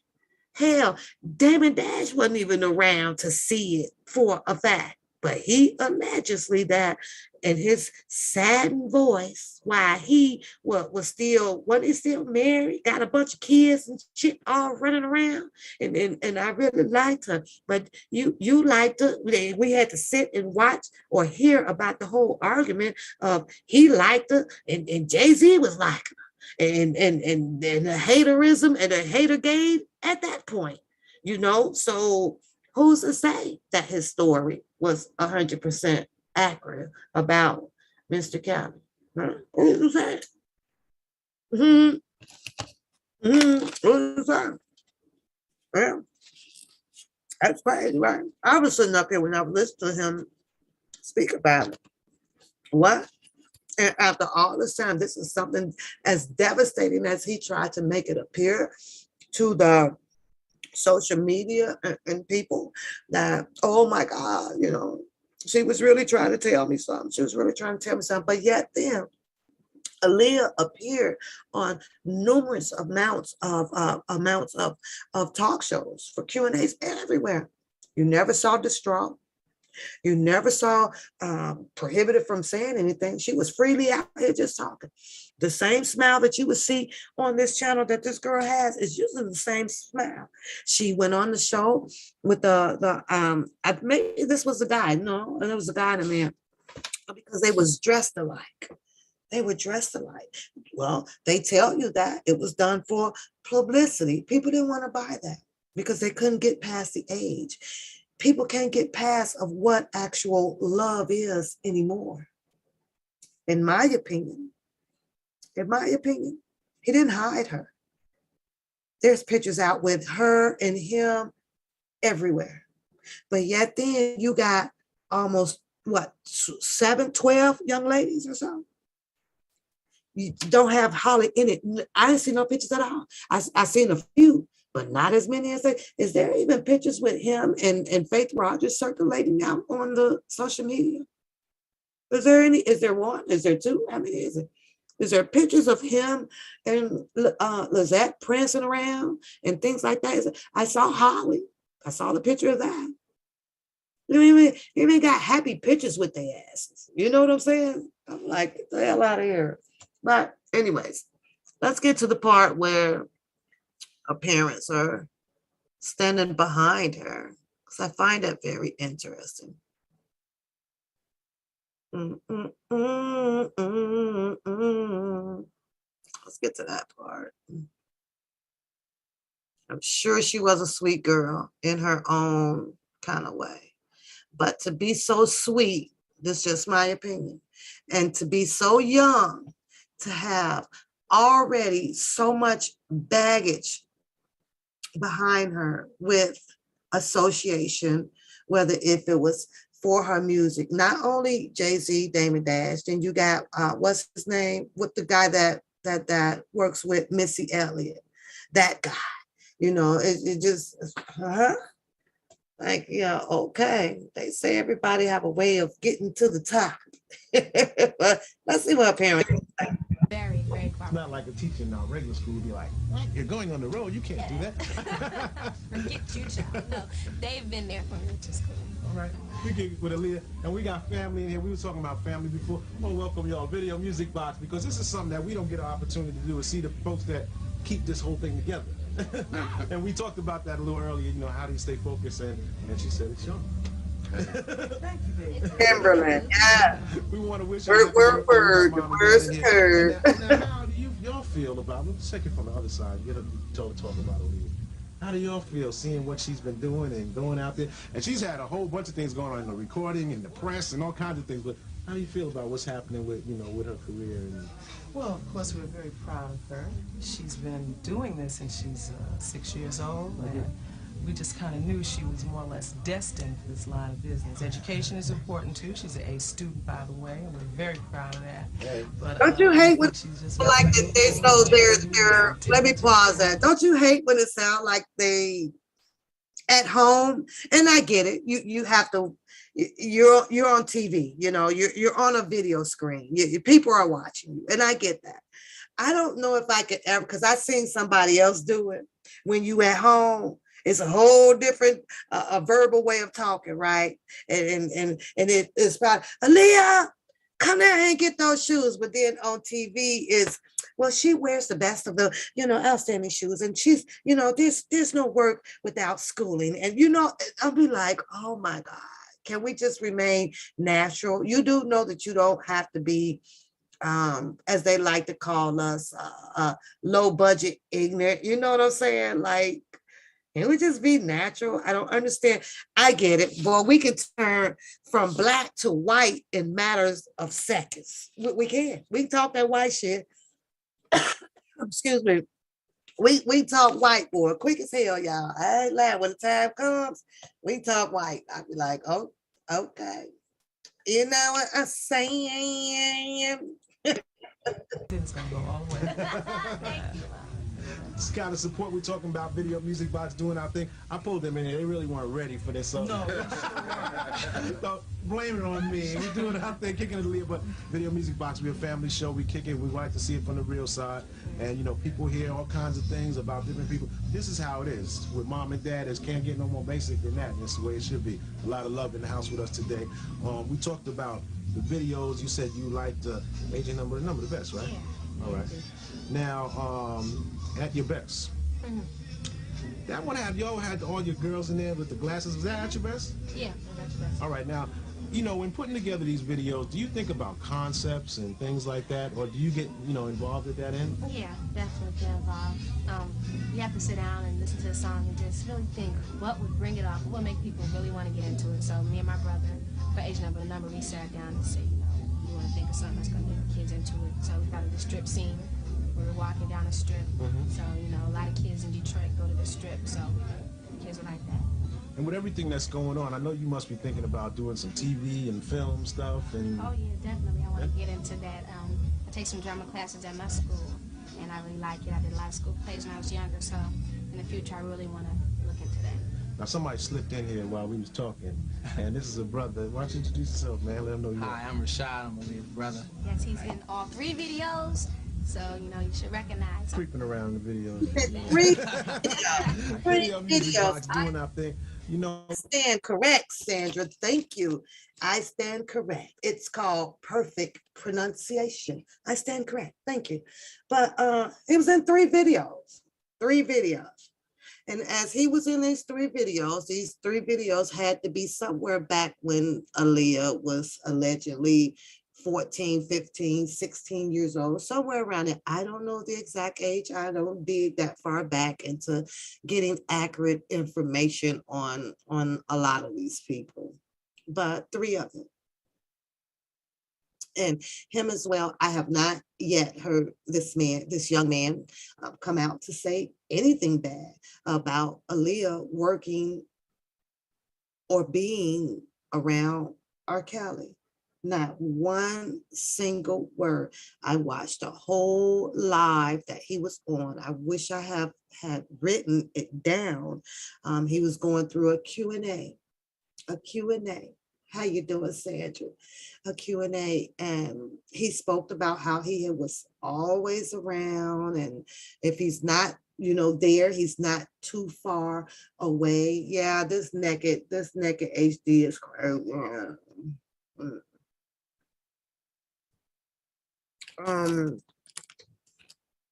Never talked about it. Never. And you mean to tell me that there's the mom, the dad, and the brother that seems to have played a big part of Aaliyah's life.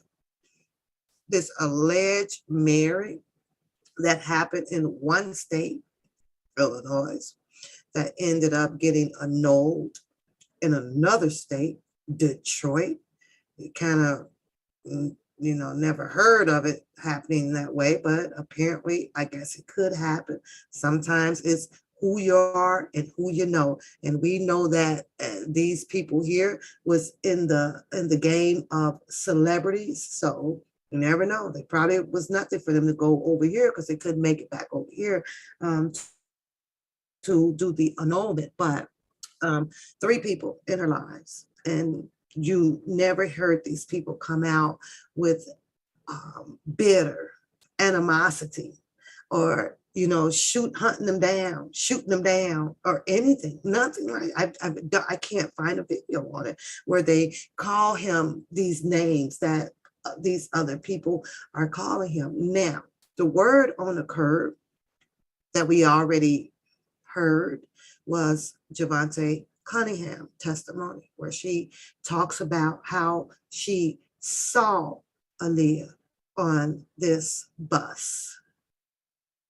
Her mother wants to speak on it. Oh, child, it's going to be everybody's ear is going to be tuned in when she does, right? But she says that she saw this girl on the bus, and I believe that was the first time that I might have heard. Her name is Houghton. Is it Diane Houghton? Her mother's name, right? She came out and she was like, well, that's not true, that about Javante Cunningham. And this is, I think, where we see a lot of bitterness when it came to Mr. Kelly's trial in New York. We were hearing things. We were reading different things, and these things that we were reading and we were hearing, we all know could have been part of Mr. Kelly's defense. That should have been allowed for the juror to hear, to balance out that his due process, to balance out the court's arguments. Presentations. Okay, you said your parts. Well, we have this part to present. Well, this video right here has Aaliyah's mother. This is Aaliyah's mother. Aaliyah's mother said no, nothing like this had happened. Annulment actually means that it never happened. It never happened. It's gone away. But, other people look at it as differently, Yeah, they did get married, but her mother just rushed off and had it, canceled out and Why can't we just accept the fact that if her mother took care of the situation, annulment, it's gone? But no, people wanted to just keep going on and on and on and on and on and on and on about it. So now, since Javante has spoken in New York, giving her the very descriptive details of what she claims that she had saw on the bus about R. Kelly and between R. Kelly and Aaliyah, right? Should Javante or Aaliyah be presented or brought up in any aspect in Chicago? Put a 1 in the chat if you think so. Put a 2 in the chat if you don't think so. I'm going with 2 because we know that if we hear anything about this Aaliyah situation in Chicago, we know that we can align that up with saying double jeopardy. Done, over with. Stop bringing it up. Stop bringing it up. Everybody wants to hear or is being told that LaShonda Landfair is going to be reappearing back in Chicago on the stand. Well, we just heard Paul, the defense attorney, someone's different, another person's different perspective, according to according to him watching or probably listening. He probably didn't looked at a few transcripts himself, right?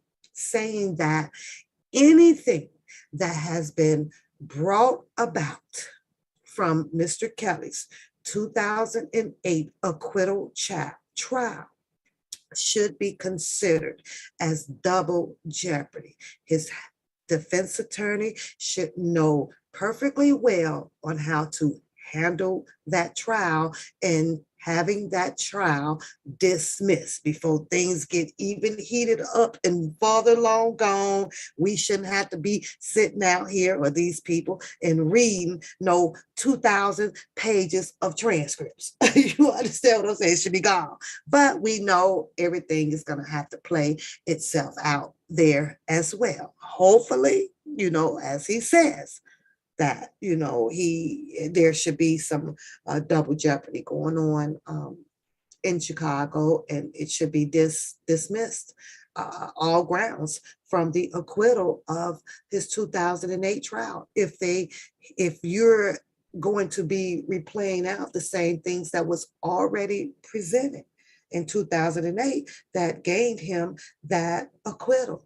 But I guess we have to wait and see what they got up their sleeves. They says that LaShonda Landfair, I guess some people were going to be speaking up for that.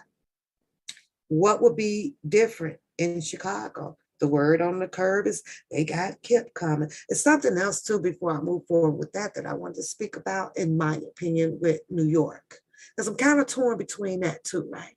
Well, they say that all of these people, handlers or whatever, that was, with Mr. Kelly through his journey or whatever, the Eddies and the Billies and the Bobos and things like that, right? Well, that Mr. Kelly only had 5 people for him in his defense, right? But I'm saying to myself, after you look through the transcripts, you don't see any of their names as well on the prosecution side. You don't. If so, I'm kind of torn between that. Or did they choose the Fifth Amendment or to not speak at all, knowing that if we come out to defend Mr. Kelly, maybe that can hurt us. It would probably bring out some things that we can do. But yet then, they're not on the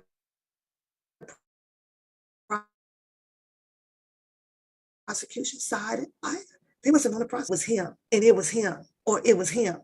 You didn't see that or read or had read in the transcripts anything about those people either. You understand what I'm saying? So I was kind of like, wait a minute though. So I guess either they didn't need them on the prosecution side because they had plenty enough, 55 or so people coming there and was willing to point the finger and testify against this man. So I guess that they didn't need these people. You understand what I'm saying? So it was just weird to me on that part. But we'll see how it plays out down there with these same people. I like to call and keep the name tag on them as a $250,000 crew, because that's what they were. Everything about Mr. Kelly came in at a whopping $250,000. I don't know, maybe if that's something that's going to play out in, what's his name, the Mason case, or is that the guy's name who still has to go to trial or whatever? Yeah, maybe it'll come out as he is. I don't know. But these were the $250,000 getting it ass people that I have. Why was that the magic number? I don't understand. Why was $250,000 the magical freaking number out here? It's crazy. So that's how I like to call them. That's how I like to call those, the A lot of people, the girls and things like 250,000. Let's finish up this here video, you guys. Let me see what else they said. See what else she says on here. Videos, so you should recognize. Creeping around the videos. Video Music Box doing our thing. It's been a pleasure to meet you. And who's the oldest? Is he the oldest or Aaliyah the oldest? We hear so many different things about a person, and you're nothing like anything that we hear, because we don't have any idea. All we do is listen to the daily news, and we hear what's coming off the radio, and everybody's trying to say this and say that. But this is the real deal. This is the heart of the community right here, Video Music Box. And we got it straight from Aaliyah today. Family right here, as you can see, no different than probably your family at home. Everybody's just trying to move and maintain and strive and do their thing and show love for each other. Video Music Box definitely in a place to be. Anybody? Yeah, may she rest in peace, you guys. I love you very much. I don't know. And I want to thank everyone for all the support. Hopefully, they need to just kind of let that rest. He's the big brother, huh? He's the big brother. But yeah, in my opinion, Dame Dash came out and just started, telling his story, what he saw, and she was gonna tell me this, and she was gonna tell me that, all this goddamn stuff. And Jay-Z was, a hater. He got a little jealous or things like that. And yeah, he was liking her, but she liked me and I liked her, and all this goddamn bigotry of the celebrity industry out here. I'm like, oh yeah. But that's Aaliyah, you guys. It is what it is. We'll see how that plays out. It should be dead. You should not be hearing anything pertaining to that anymore as well. But Jerronda Pace, hopefully the defense will have their say and got their I's dotted and their T's crossed when it comes to Jerronda Pace, who we all know is just, I think just got money hungry. I'm going to see if I can bring up Siobhan. Siobhan Wilson put up some detailing information. How many of you guys saw that on Siobhan's page? I got to see if I can get into my IG on here. I'm usually not on IG at all, y'all. So then I have to go through the passwords and shit like that. But she said some interesting things, but for the moment, I think I can probably read it to you guys from my phone. Let me find it. Okay. In the meantime, between time, of course, I'm always, peeping in here and there, except for this week. I didn't do much peeping, you guys. I have to be perfectly honest. I got a freaking headache from it. This is the first time. Yeah, 250,000 is the magic number, Jeff. Yes, sir. But I had a freaking headache this week. I really did. I know a portion of it probably came from, I didn't get into the number hours of sleep that I normally would have. I went out for fireworks and jumped up early after 4 hours of sleep and, headed into work. And then the next night I got off work. I went to the grocery store, stopped to do this. And then next thing I know, I was still sitting up. I went to bed at Bubba. Yes, Capone, Bubba. Yes, he does. He absolutely does. But Capone, will it be tricky calling him in? Will it be tricky putting Bubba on that stage? The narrative is already swayed to the prosecution, right? So there's nothing for them to offer Bubba immunity as well and point his damn finger. Kelly. So sometimes gotta be careful of everybody that, in my opinion, that we would like to hear from. You understand what I'm saying? Sometimes you just can't, if for instance, like Bookham, do you really want to chance? I'm gonna take a vote from the chat room here. This is a question. I'm gonna pose this a question on y'all. Would y'all really really your perfectly honest opinion. Think about this hard now. Think about it hard. They call Bookham to the stand. Would you really want to see Bookham on the stand on either side for the defense or the prosecution? Would you really want to see him? Because there's possibilities behind that can hurt the case, in my opinion, or it could be some that can help it. But I don't see the outlet being perfect for Mr. Kelly. So put a 1 in the chat if you think that Bookham would have been a good candidate on the defense side. Put a 1 in the chat. If you don't, put a 2 in the chat. If you feel that Bookham would have been the perfect candidate on the prosecution side, put a 3 in the chat if you think so, and put a 4 in the chat if you don't. I'm just saying, I really do think sometimes you really have to be careful of pulling in certain people, whether if they were there or not. And I understand that people were, he was there and he was there and he was there and he was there. But if you're pulling these people in to oust out information that you may think can favor Mr. Kelly, then you might want to think twice, because you have to think about cross-examination. And I say it all the time.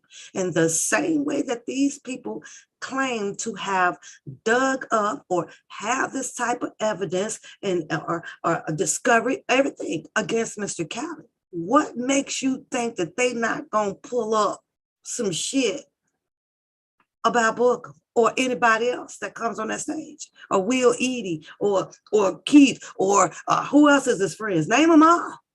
Name them all. Now, I do be hearing,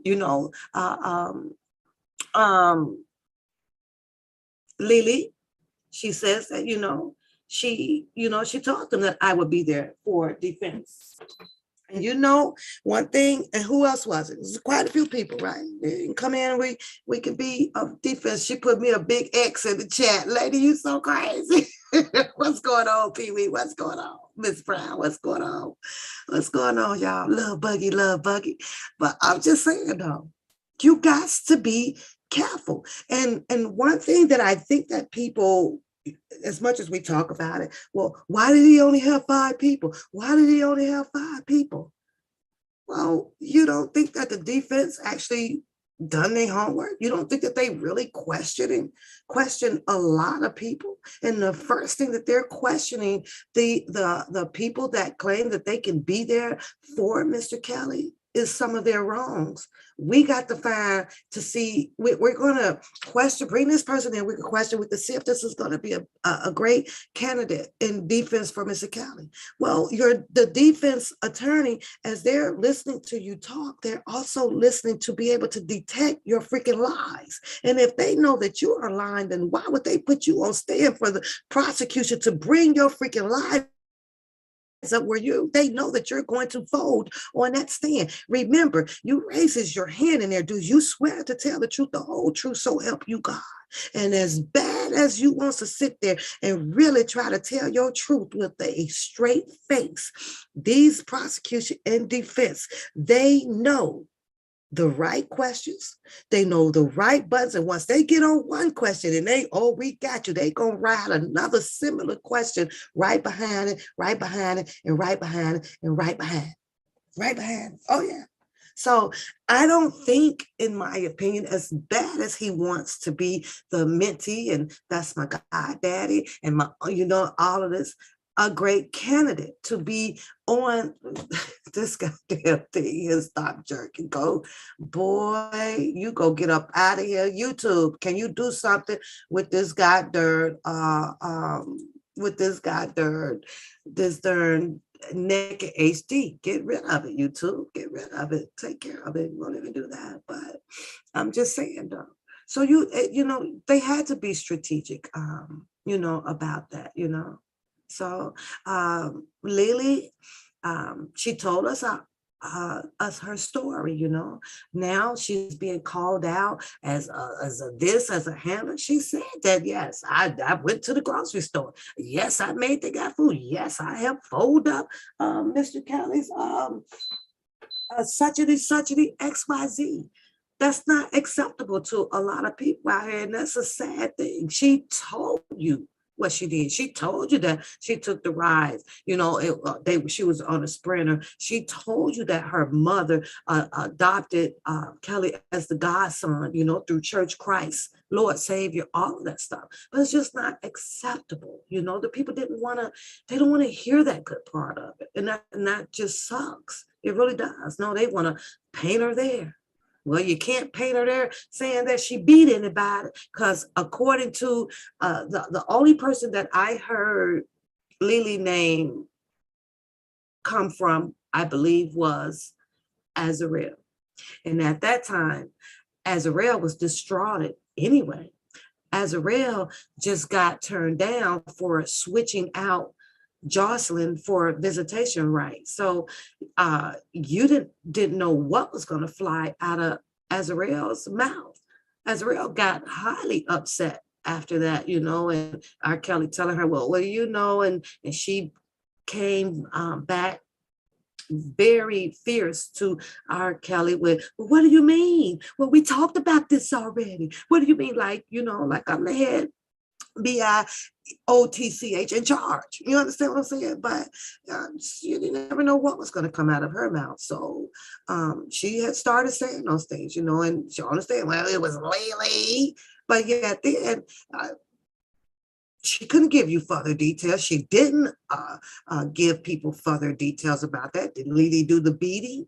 Did Lily put the poop in the scoop? I don't know. What else did she do? Oh, she was there. Well, Lily told us that she was there. Lily said that she helped press the pants or get the gym shorts together or made up a bed and made sure that they ate as well. She made sure that they was going to get their hair done or things like that. Mr. Kelly couldn't do it. But see, when they tell those stories, what I do hear is that that's the part that they wanted him to do. They wanted him to not be in the studio for 24 hours a day. And I'm just exaggerating that, but they didn't. They wanted to be Mr. Kelly in the driver's seat and they on the other side of the driver's seat. Y'all know how boyfriend, girlfriends do, right? Lay back. Y'all know that. And that's it. They didn't want him to have that or to be doing his celebrity status, you know, all day, you know, what you know, I thought it was going to be me and just you. You understand what I'm saying? So yeah, it would make you mad, but I didn't hear any of these ladies. She's the only one that you heard say Lily's name out here. And Lily did not hide that. She put it out to the freaking public. But now the people out here is, you know, making her out of the bad person for being there. She said that she went down and she got questioned.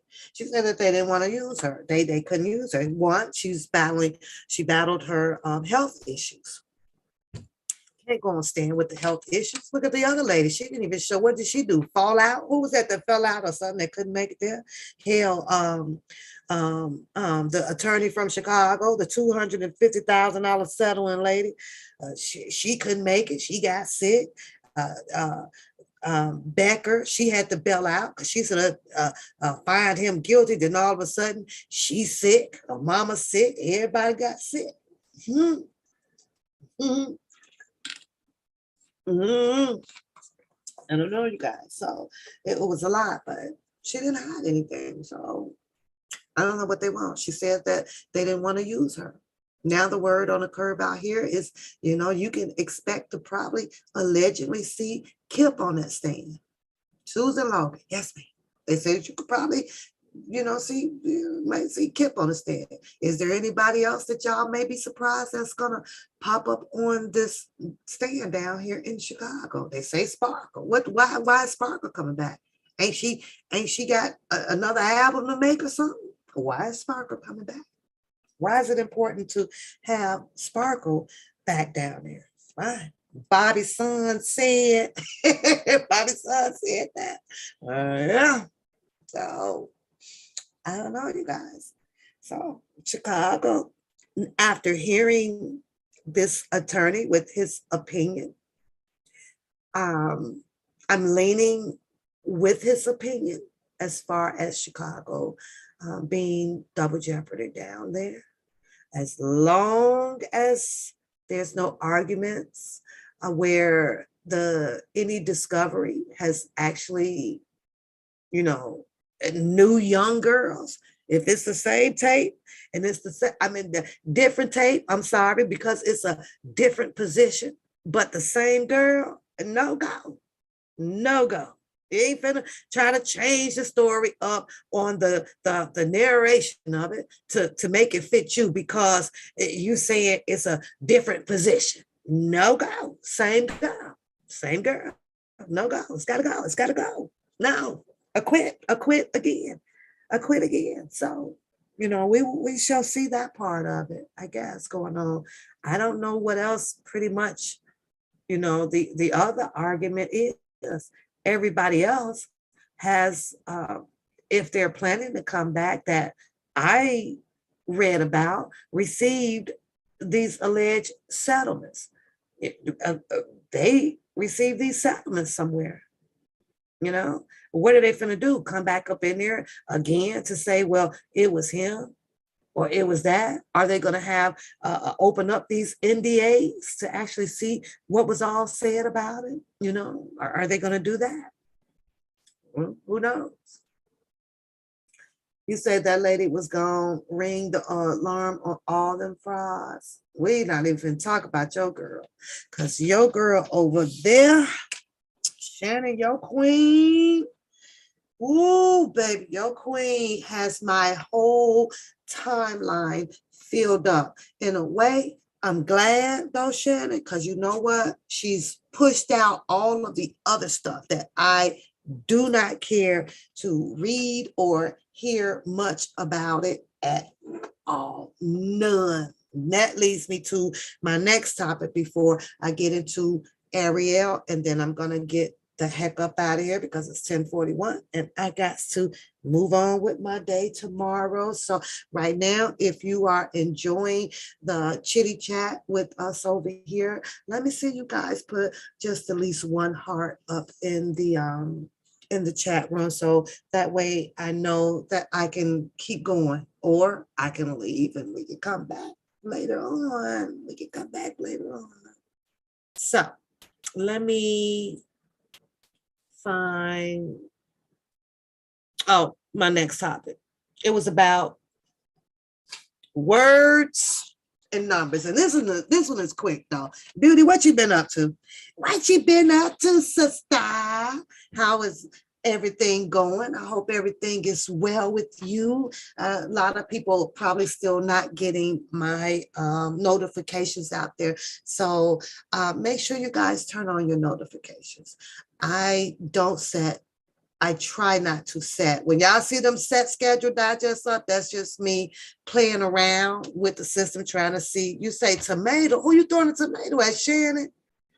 I'm trying to really play around with it to learn, much more about it. And thank you, Anne. Thank you. It popped up out of it to give me a heart. I appreciate that. But I'm playing around with it. I'm learning this stuff. So you see those schedule digests. If I come on, then I guess it's real. If I don't come on, I'm still practicing with it, with the prompto of it, schedule. Okay, so when do I push the button? When do I do this? So all of that stuff, it's all new. I wish everybody in here would get a channel. Everybody should get a freaking channel. They're actually fun. They're so much fun, especially if you are having that positive conversations around you and positive people. And, took me a little bit of time to learn that. And I keep telling y'all, don't worry, I still have my shits and giggles. Sure. But it was something about this week.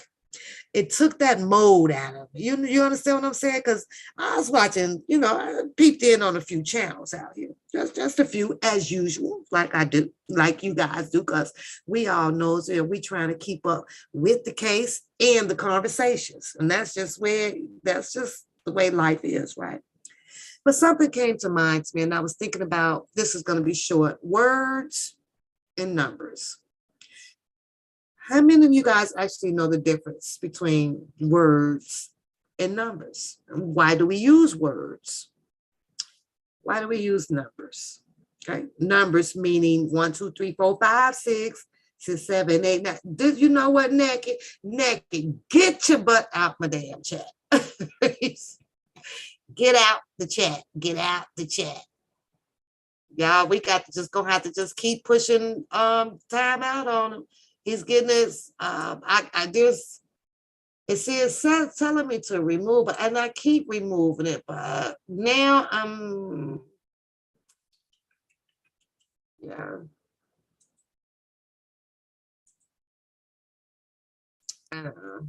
Anyways, I'm gonna ignore it now. I have to let you guys do it because I ain't thinking about it. Capone, you never see this naked shit. I'm telling you, it's never nowhere but up around this umbrella over here, and that's just crazy. But let's talk about words first, because I said I was going to make this short. I wish I could let me see if I can put it up on the screen, right? Let me do this. Let me come out of, wait a minute. Maybe I can go here. Hold on. Yeah, let me bring my whiteboard up, y'all. Let's put the whiteboard up. I keep trying to block it, perspective. It just will not go. It will not go away. Okay.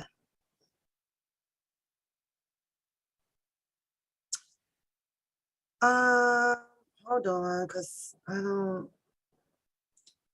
Oh, wait a minute. Why is that? Okay, hold on. Stop. Stop. Hold on. I want to get the whiteboard up because I want to just give you guys I want to paint the picture for you. I pressed report. I did. So I did do that, but for some reason it just keeps coming back in here. I guess it just keeps making pay. I don't know what it's doing, perspective, but that darn thing just keep coming back. Like, am I the only one on? How come it just don't go to somebody else's page and do that shit? I don't know. Yeah, I want to share my whiteboard with you guys. So y'all have to let me, okay. Yeah, I guess it's up. And it's got this pencil. So I'm going to write this word, G-H-A. Look how it looks. Let's use they. Let's put up the word we. Let's put up the word us. Let's put up the word them. Okay. These here are your, this is just we use these four for an example, right? These here are your distractor words, okay? These words can be used all kind of ways, right? These are words that have the people on the YouTube street scratching your heads. They make you think, they make you guess. And your guessing can also be wrong. Some of them can be right? Guessing. But they tell you that out on these streets here that I don't do. A lot of people say this, sub. Am I spelling this right? Liminal. I think I'm spelling it right. Liminal. I think so. I don't know how to spell subliminal right now. That's gonna sacrifice. Okay, so they tell you that they don't do subliminal out of the street, but if you hear these words here, they, we, us, them, that means you got your pronouns. You never get those nouns, right? So you're never gonna hear it, right? You're never gonna hear the actual nouns, and we know nouns actually tells you the absolute one or other one or other. Oh, this is terrible already with this.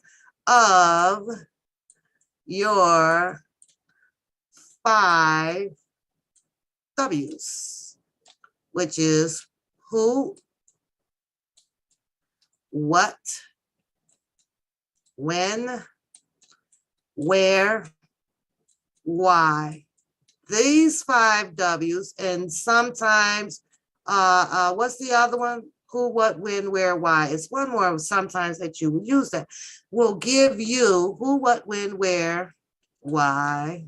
I'm missing one. Who, what, when, where, why, when. Right?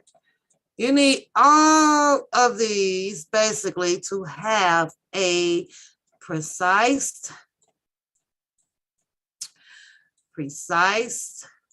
detailed, accurate story, okay? Now, on the YouTube streets, you are missing this right here. And when you're missing this, you're going to get this. You're going to get this. You're going to get storytelling time. Sounds good though, because we all join in and it's entertaining. Story time. However, you're not going to get the number 1 clause in effect, which is the got darn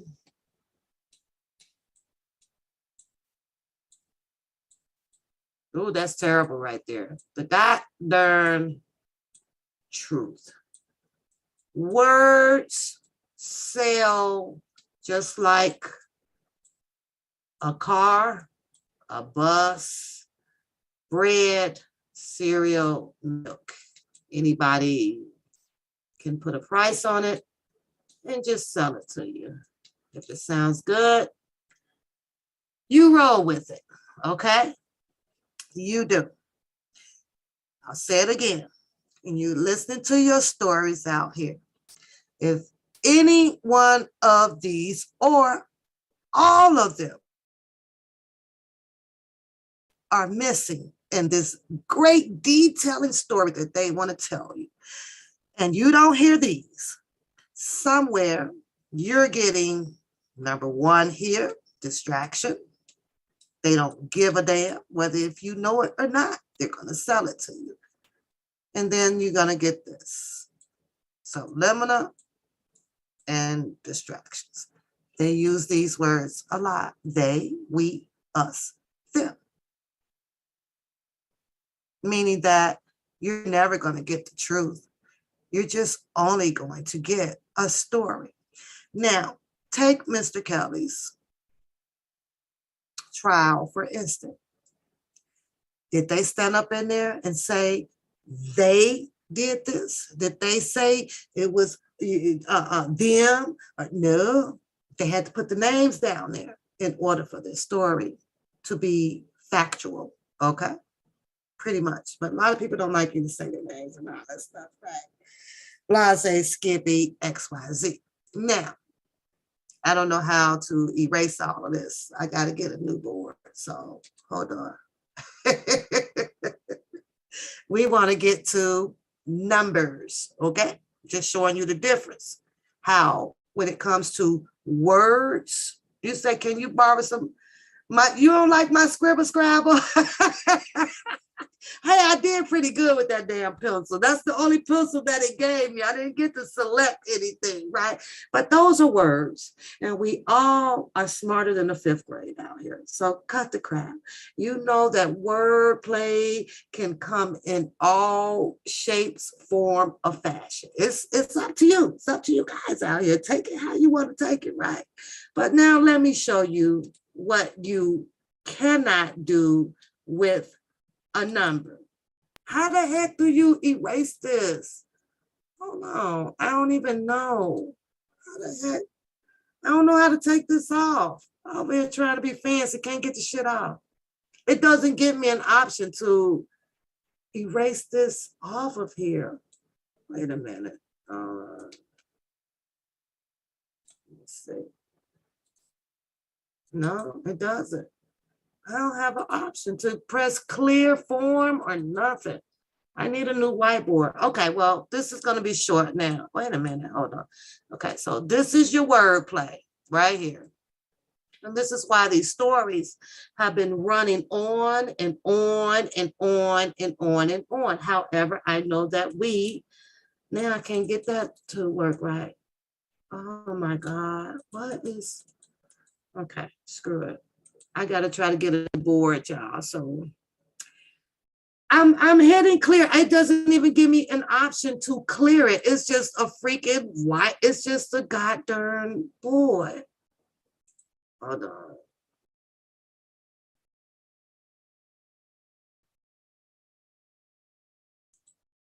Wait a minute here. Let me see. Let me see what this is.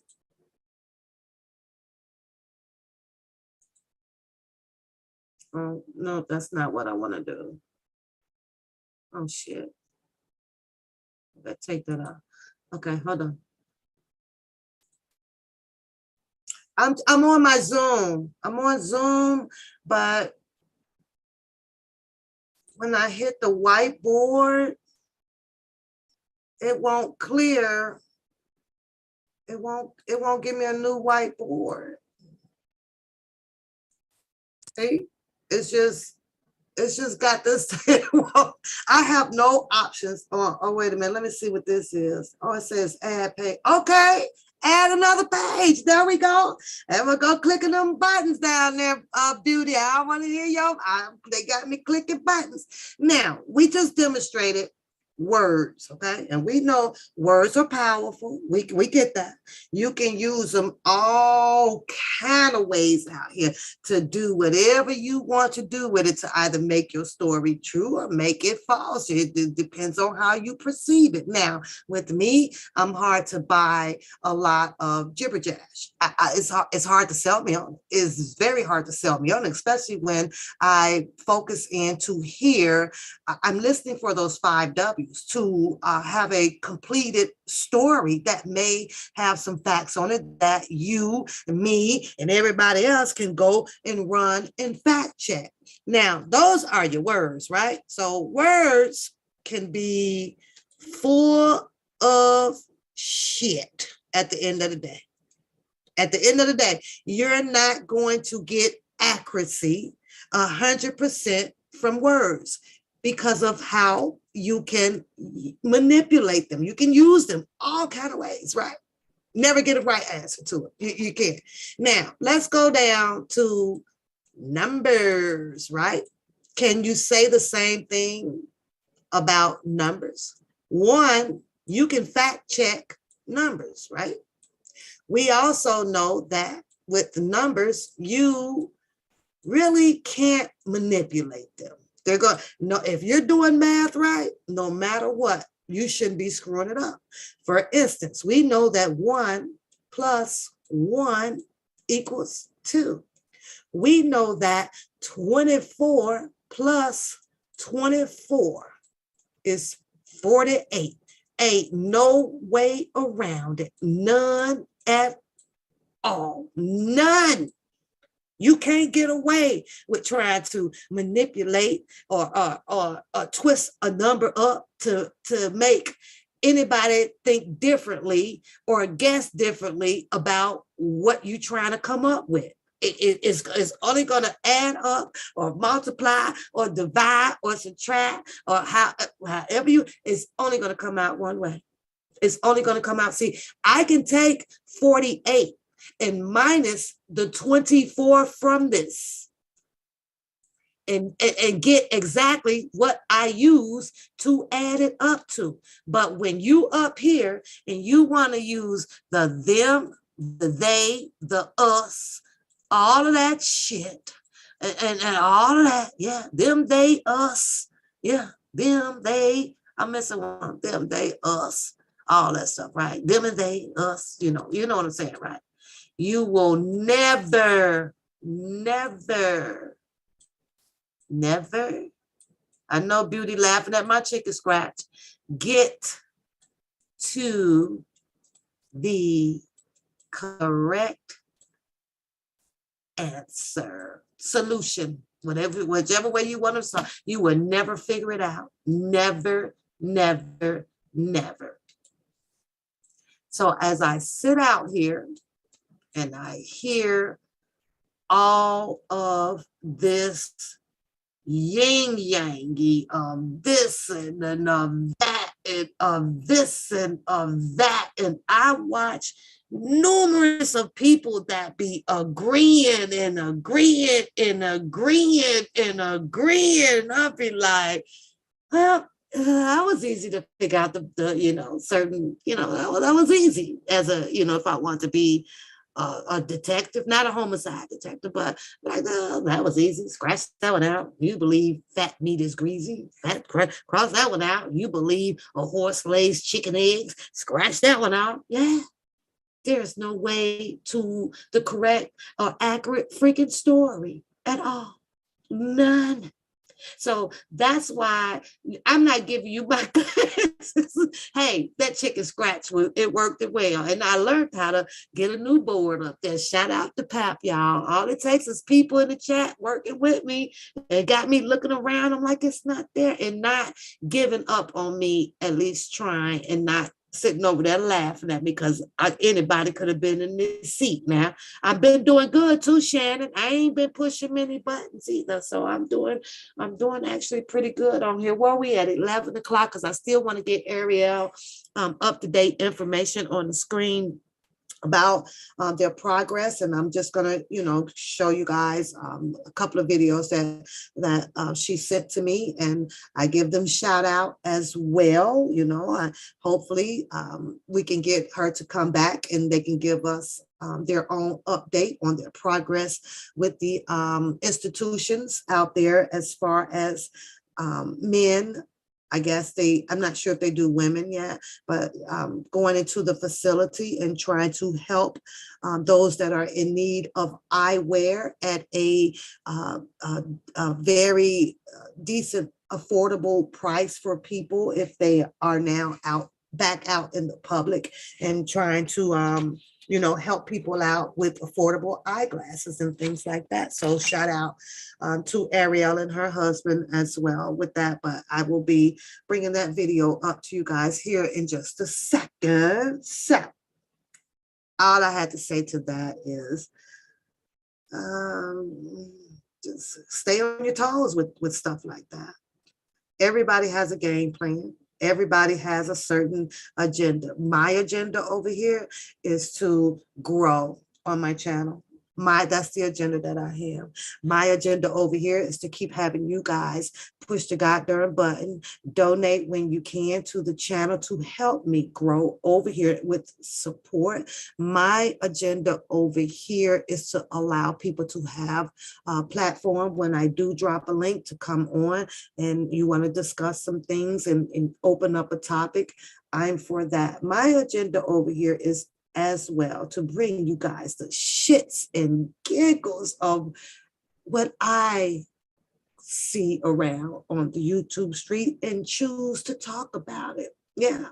You say, take your lenses. Oh, she's telling Beauty, take your lenses out. Click the trash. I got it though, perspective. I got to figure it out. All y'all got to do is just sometimes coach me through it. That's coach me through it. I really just help the girl out instead of shitting on the girl. Just don't shit on me so much. Now, let me tell y'all though about last week. Let me get ready to pull up Ariel's video, you guys. I want to go back to the earlier ones before she sent me this one though. So, but this week it was a lot. You had Dubosky gone, go get picked up by Homeland. Then you had to go and watch, what really happened. Everybody had a different perception of this and a perception of that. In case you have not picked up on how Papoose does out here is you'll never see me too much verbally joining in on a lot of stuff out here, you know. Sometimes other people problems to that extent is not my problem. It's not for me to voice on. DJ did have a live, and there were some things that was said up in there. And what I tried to get Dubosky God to understand about me is that we do respond differently emotionally to some things that can be said to us. So as a community out here, if some things are actually said in a chat or whatever, well, you ain't got no full day. Talk about some, you got to go to chit, go to night. I'm finna call your phone 50 times and keep waking you up. I'm finna disturb you, and you better not have that messenger on. Talk about some, please do not disturb, leave a message after the beep either. So, you know, what's my business? But we all, you know, want to have some laughter and fun times and things, right? And you sit and think like, well, why do you join and stuff like this? Well, I thought a way to release release animosity, you know. So you know what, I have to laugh it through, because as I'm sitting there and I'm laughing with some things that is being posted in the chat over there, or whether if I posted a thing or two, we had to find another outlet. You know, I found another outlet, you know, through other people. You know, if people are going to put in there and say, well, oh, okay, my guy, he's got a booger up his nose and and I'm over here still bitter about the things that him and, you know, he's posting to me or visiting on other platforms and was posting up. Well, guess what? I found an outlet. I found an outlet to release through laughter or some things in the chat, right? Instead of being verbally, you know, derogatory or screaming and yelling on my channel. So some of this is therapeutical for I'm calling your phone. I'm finna keep you up all night. No, I'm going to bed. Good night, Muddy. Good night, Muddy. And that's usually how it happens, you know, pretty much out here. But that episode went down. If you go over to the other page, you know, you have Levi, and he's on his defense mode, why he did this and I did this. And a lot of people are just, these are words that I'm trying to tell you guys. These are the words that you just got to listen for them, right? And I'm telling you, the people that you will hear that uses all of this, them and they and all this stuff, I'm telling you, these are the people that I find, in my humble opinion, out here on these YouTube streets, it's got to be the most goddamn, listen, intentionally just distracting of people. And it is what it is, you know. I get it. Some of it is used for their disclaimer to protect what they say and how they say it. And we don't want to disclose this and we don't want to disclose it. And I always say, my RCs said, don't bring up shit you don't want to have disclosed, because a half-told ass story makes you out of the bullshitter. Period.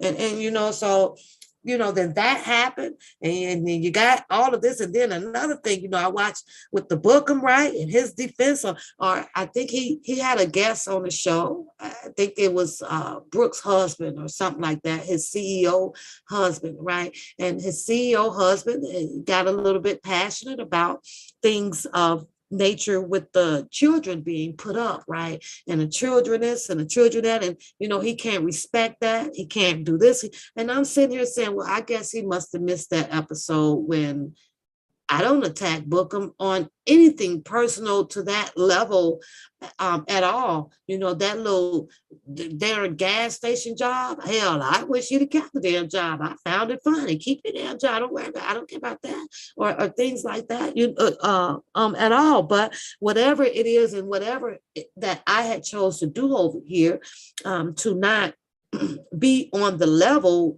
of demising behavior that some of the people have. Well, I'm like, well, Brooke husband, you missed the fact that Bookham literally, didn't he put Keandre up? Didn't he talk about Keandre? And then to sit and hear a person such as Bookham, talk about, well, somebody else put it up and you did this and you didn't. When I tell you guys, I don't see nothing but the pot calling the damn kettle black out here. I'm like, are you people insane? But Bookham comes and tells the people that, but what they did is somehow in his knowledgeable mind is that, well, there's wretched the federal criminal behavior. His didn't.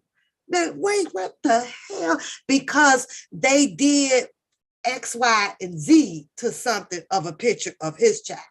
It still makes what he done reciprocating back on the same aspect of there's a child. It's still a child involvement, right? Well, here's just going to be, if you want to press charges against Bookham about it, here's just going to stay at the state level. I was buzzing on. Now, who the hell is you to get to dictate whether because this one did yours, that's a federal crime. But when what you do something, that's a state crime, you going to get the minimum prosecution, huh? I'm sitting over here like, boy, this boy, yes, it's selective. Yes, lover. Yes, absolutely. Girl, when I heard that part, though, I damn near died. I was like, this, you can't understand what is so goddamn funny to me. A lot of people just don't understand it. I get it. Who are you to make the decision, not being qualified, don't have license of anything, of a attorney general or the district or the state, none of this district attorney, the state attorney, none of this shit, none to make it know your stuff for posting mine is going to be federal, but me posting it up is going to be it's going to get through.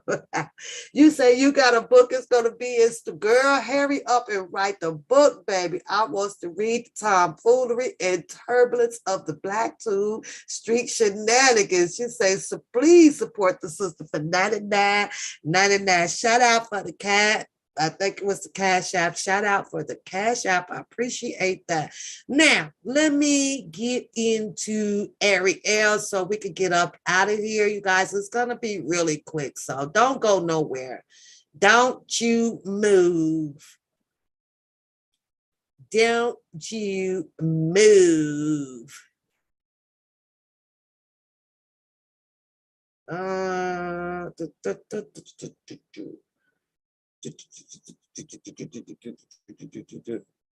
got a word for today. Ambicenter. Oh, I'm gonna have to check that one out. I always get a word for the day, you guys. Okay, what did I do with it? Let's watch area. Oh, that's not it. That's all right, but here. Okay, well, you know what? So that I don't have to hold you guys, let me just bring up, see if I can bring up her recent one. Okay. All right, you guys, let's get some shout out. Oh, where is it? There it is. Shout out to Ariel and her husband making progress with more research and more help to the population, I guess, out here that is in dire need of eyewear. Oh shit, where did it go? I'm gonna get it up in a second. In an eyewear, you guys, but let me let you guys hear it from them. And hopefully we can get them back on to talk about it more. So there we go. But let me rewind. This holiday and the reason that we have this holiday. We call this holiday. Rewind it so we. My wife. Oh, they're celebrating. And I even had some little red, but it made me look crazier than normal. So I took it. Oh, there we go. So, talking about this holiday, and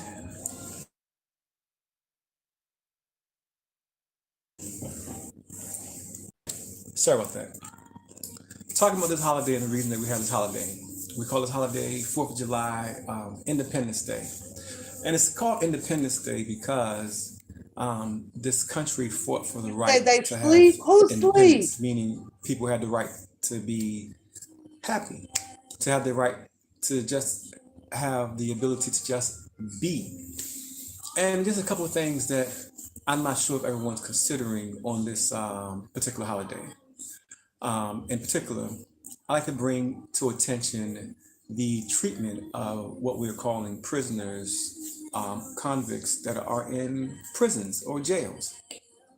And I want you to understand that a lot of times history is taking place and we don't pay attention to history and don't realize that while it's taking place, we're actually there and we're part of history. And we don't even realize that we are actually true history. And I want you to consider this. Consider whether you would rather be an animal, let's say a gorilla, or would you rather be a human being? So if you were an animal like a gorilla, there's an opportunity that you can get murdered by someone who kills gorillas, or there's an opportunity that you can get placed in a zoo, in a cage. If you are a human being, there's a potential for you to get murdered by something that murders humans, or you can be placed in a cage called a prison. So I want you to consider this for a second. When you think about history and Thomas Jefferson and George Washington and all of our forefathers, and everyone who was considered to be great by some, yes, they were great and admired by some, but they were despised by others and still despised throughout history. And you'll see that the more and the longer history goes on, they become hated more and more and more the longer history goes on, because it gives you further perspective to see just how dastardly and filthy the deeds were when you have a little more time and distance to take a look at what you're seeing. So when you talk about George Washington, Thomas Jefferson, any of our founding fathers, all of them, every time someone says they're great, the very next statement they say after how great they were was, but they had slaves. So you say something about General Lee, you say something about anyone in history, and the next statement is, but they had slaves.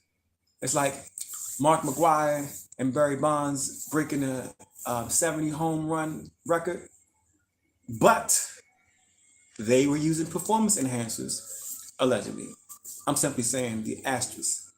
So understand that everything that goes and went with their legacy now is tarnished, because history gets to say, but they did this. And slavery is a big but. You understand? Steroids and performance enhancers aren't that big of a but it's big enough to make people stop and look at your legacy. So slavery is a very big but. And what I want you to consider is the only thing worse than a slaver was a black slaver.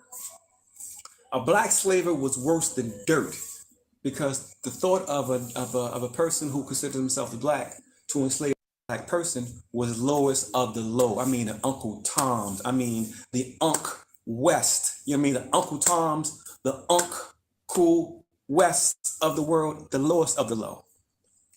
I need you to understand that. Yes, Petey. We're sophisticated now. We're smart. We've pretended to go to the moon. We got satellites. We build the Burj Khalifa building in Dubai, the tallest building in the world. We have cell phones. We have institutions and hospitals all over the place. We got schools and universities all over the world, hundreds and thousands of these places. We are sophisticated. Those people 112 years or so ago, 120 years ago, listen, they weren't sophisticated, remember? They were just cotton picking, straw picking dudes who were just hillbillies, right?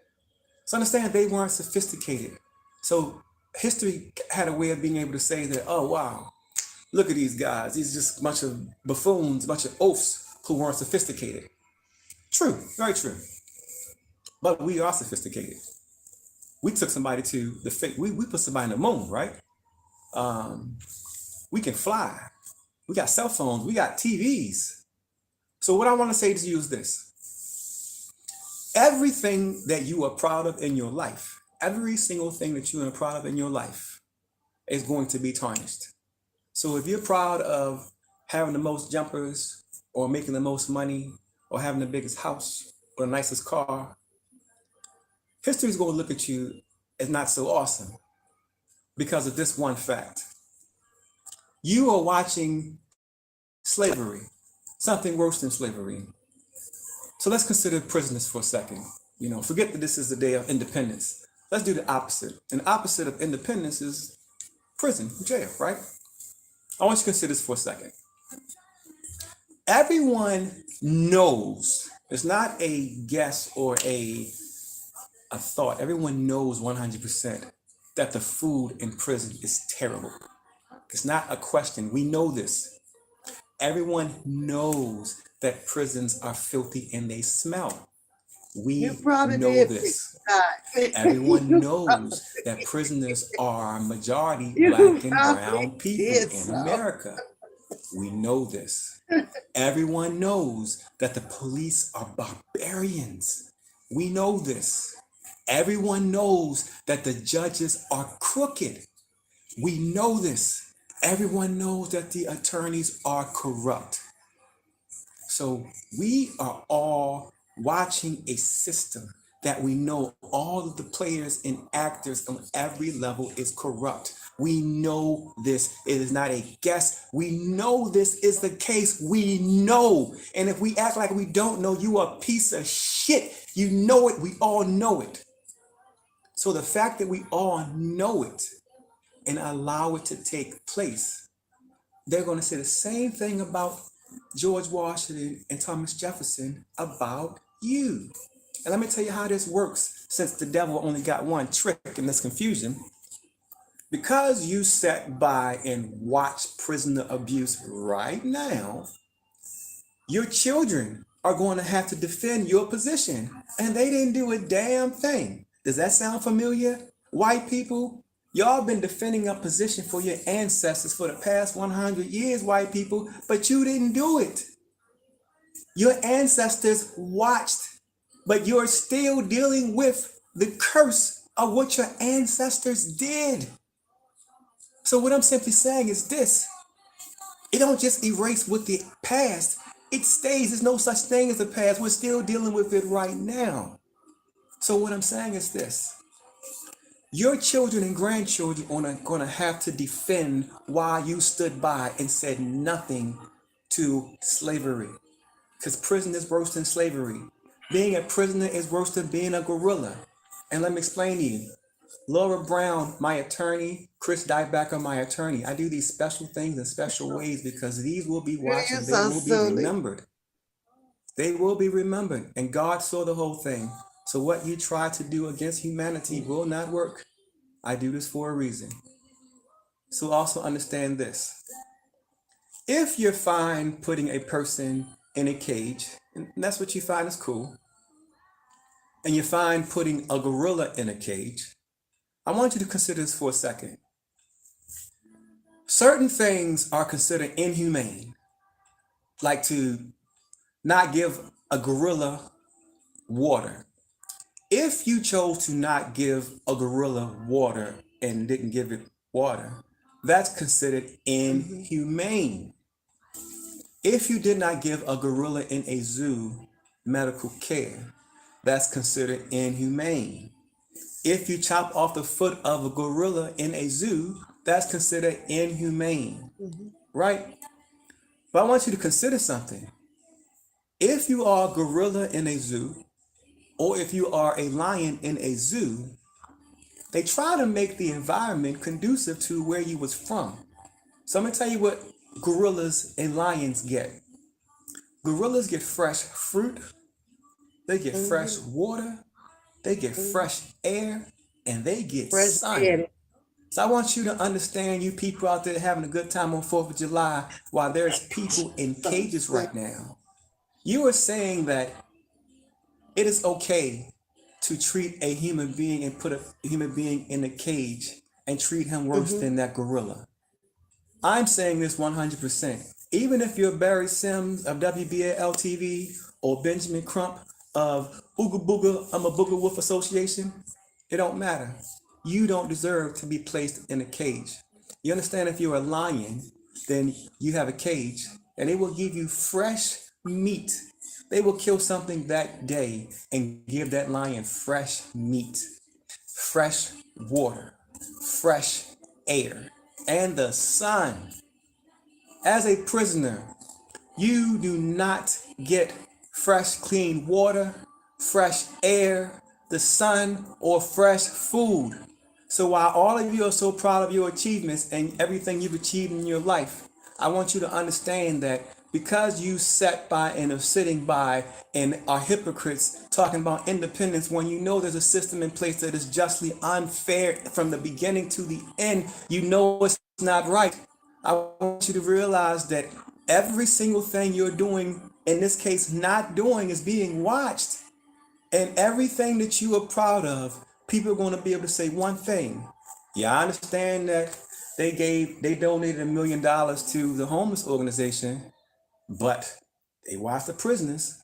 So then the children, our children who watch, get to have an argument with another generation about some shit that they didn't even do. Sound familiar? So it's a okay, you guys. I'm gonna end that there. Everything. Shout out to Ariel.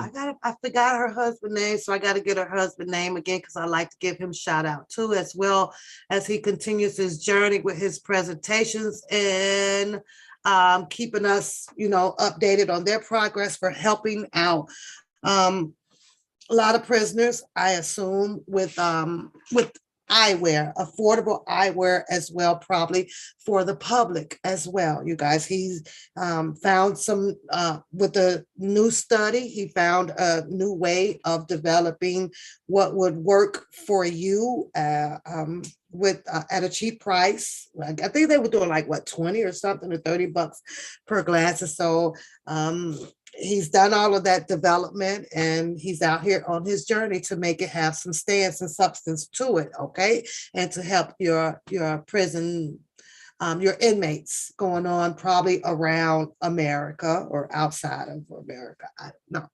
But I say that I want to end this off with this, you guys, because this is going to take me back to just a little bit of what he was saying on how we have developed this prisoner of ourselves, still locked, like, in a cage mentally, right? Mentally, and how we will allow the gorilla or the lion have the best bedding. They kill something else to feed it to them. They eat well. They does. You need a free pair. Yes, you do. You got some cotton. I see you with your emoji up, girl. I see you with your emoji up. Loves my beauty. It's me, y'all. Harlem, all of them. But do you guys remember? And this is just a question. Maybe Capone. I don't know. Perspective. If you're still here, maybe you girls will have an answer for me. Greenberg, when he had first come out, right? Not when he first come out. Well, he made a statement sometime back then. It might have been in 2020. And while I'm on here, let me go to open this back up right quick. See if I can get the update on here. But and he brought out the fact that the situation that had occurred between Michael Avenatti and Kim Foxx.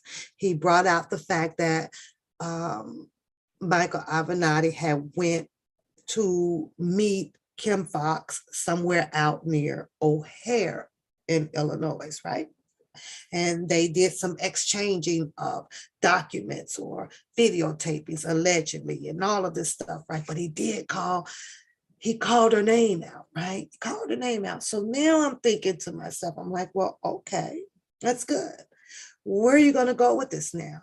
Now, keep in mind that Kim Foxx is she's the state's attorney down in Chicago, Illinois, right? She gets to hear complaints of whatever situation that people think that she needs to hear to see if there can be an internal investigation on it for her to make the call whether if this is something that the state wants to pick up and proceed to a grand jury to possibly bring upon indictments on people, right? Or have you, show your ass up in court because we want to hear about you, right? I got my sweater on, y'all, because this air down here in this basement ain't no pump. You want some darn cold central air, baby, you sit down here, your ass will never feel menopause, ever, never. This shit in down here.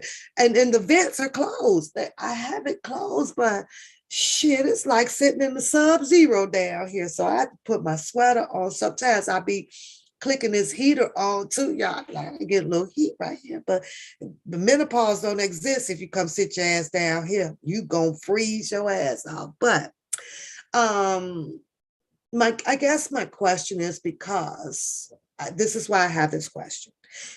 He brought light on that, Capone. Okay, he did. He brought it out, and you all, and he says that we want to know, and we want this information. We want to know what y'all talked about. We want the text messages. We want. I see you got that $1.99. I'm not gonna make it. My price will never change on the membership. Never, ever, ever, Larry. Never. I like the $1.99, and I think that's good enough to have people just to support and participate on the channel. It'll never freaking change, not at all.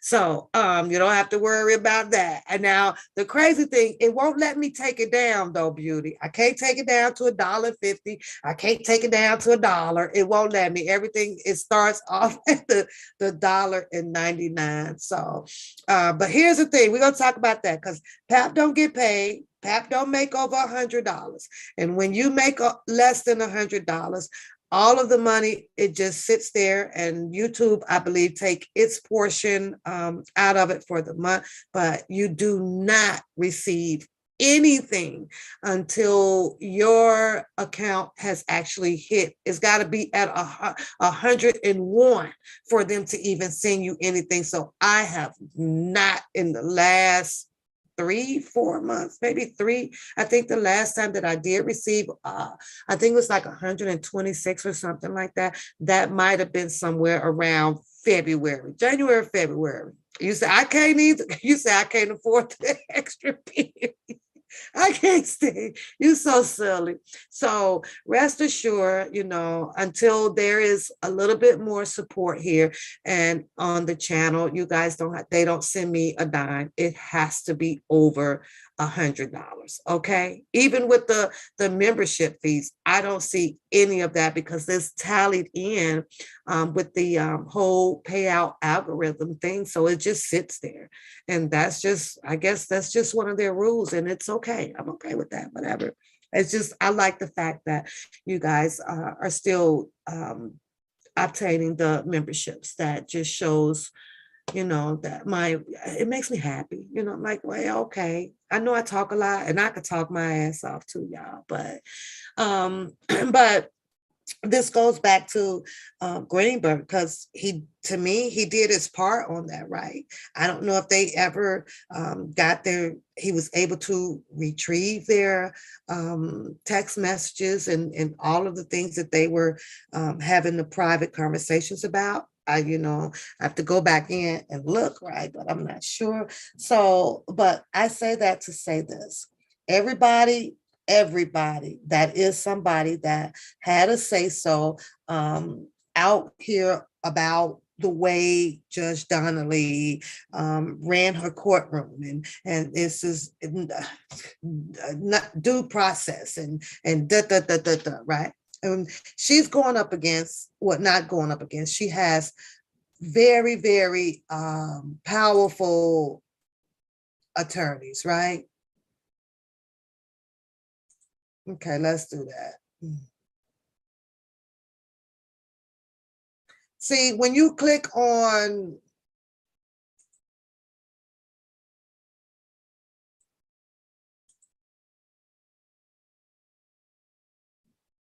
okay, so I had to do that. I put in, I did the report thing like y'all said. So that's, I did that. Let's see if that'll work, right? Report. She had Jennifer Bonjean. Nope, it didn't work. This goddamn thing is sickening, y'all. This is so sickening. But I'm getting ready to get in the live anyway after I say this. And I was just trying to check and see the judgment for sentence count one. This was the last thing that was posted on June 30th of 22. So I don't see anything. I could have sworn it said that something was posted up for July 8th. I'm going to get into just go ahead and pull in a few things off of Pacer to bring to the channel. Since I do have it and I am, paying for it, I might as well bring it on the live. Someone asked me in one of my comments, will I be, why don't I do it? And I will try to find time to get on here to put some of the paperwork up. Okay, so Jennifer Canick has been in the courtroom with Judge Donnelly, correct? So I guess my question, thank you, Charlotte. I appreciate it, sweetheart. Thank you. My question to maybe Capone, anybody in the chat room, if you guys can answer this, is there a protocol or anything if you find any reasonable doubt that a judge is doing an overkill or misusing the law, not treating the law as such in the courtroom, being balanced, not biased? Is there a protocol that an attorney can actually take up against a judge to have a judge removed? As you watch the televised shows out here when it comes to court and trial, court TV and trial, you'll find some of the attorneys being held in contempt or sentenced to 3 to 5 days, in jail because they don't like the way the attorney may have addressed them, approached them, things like that, right? I'm gonna put my my bunny back up so I can get my background off the screen. There we go. Put the bunny back up, right? So I'm saying to myself, out of all of the numerous things that the public says that they did not agree with the way that Donnelly was handling the courtroom with the sidebars and all of those things, so they never challenged her in the court. One, Capone, is that because they did not want to risk the fact that being thrown out of the courtroom or held in contempt because, don't attorneys have the right to be minimum argumentative towards the judge in the courtroom when they find something that the judge is just not right about? You know what I'm saying? She says, oh my God, it's dirt cheap. You get 20% off of it. Yeah, Charlotte, it's okay. It's all right, girl. I don't care about it. I just care that people will just come and sit and join us over here and just be part of dialogues or, just communicating, and you're part of it. And when I get ready to laugh, you're supposed to put your laughing emoji up. When you see me fighting, you got to put your fighting emoji up. And when you see me talking, when you get to those levels, because you're going to increase the longer that you stay a member, your emoji will definitely change. And I'm not sure if they change on their own or not. I don't know. I don't even know what's on mine. Let me see what I have on mine. You see, I get to select which one. So right now I'm kind of on the mic. And so this is Pap emoji on the mic. Right there, Pap on the mic. Yeah.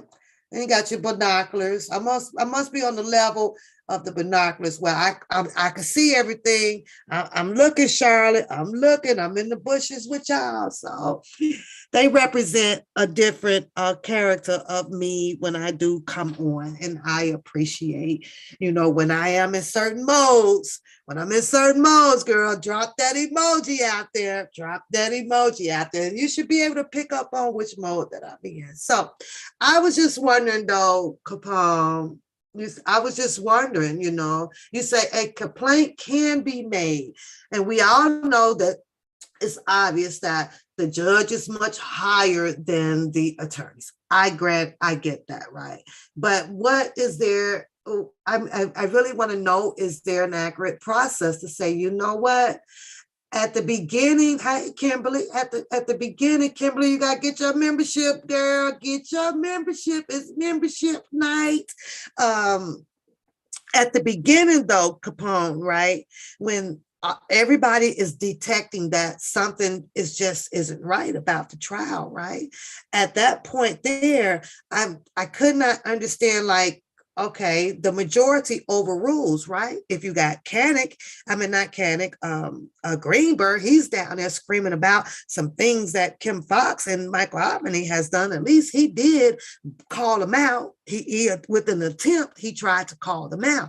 But then over here in New York, you got Kanek that just stood there, sidebar. Ain't he gonna be like, sidebar for what? Like, hold on, you're not allowing us to defend this guy. Hey, Henny, you're not allowing us to defend. You're gonna answer that question for me? Come on with it then, girl. Come on with it. I need an answer to this. So at that time, after all of the sidebar and this or that, you got Kanek who had to go through it. Then you had Jennifer Bunjean, who, picks up the last leg of this defense, right? And we're hearing sidebar, or this or that. We got the public out here screaming, oh no, she's not, she's not being fair, or she's doing this. How come?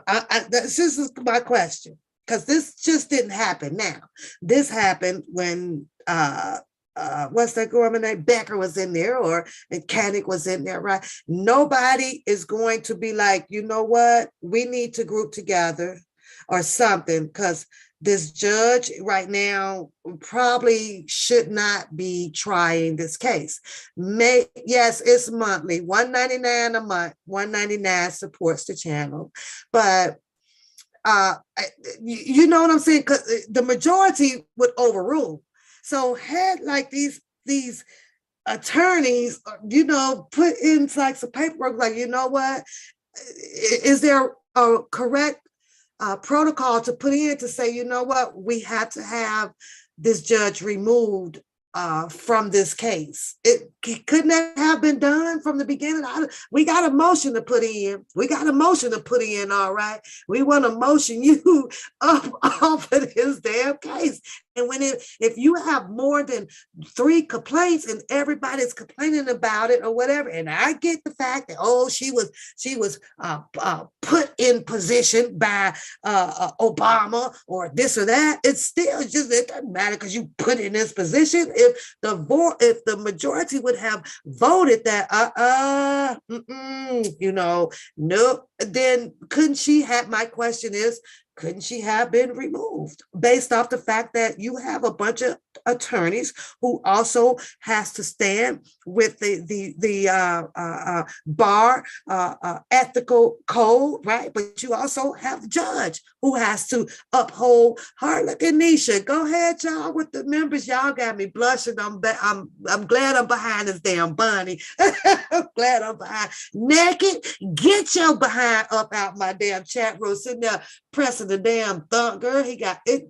It doesn't matter what you do to this darn thing. It really don't matter. It's just still gonna find it. Hell, it might be YouTube. I don't know. Okay, so you would say, yes, she crippled his defense. So she has a boss that she has to answer to, but they didn't pursue it.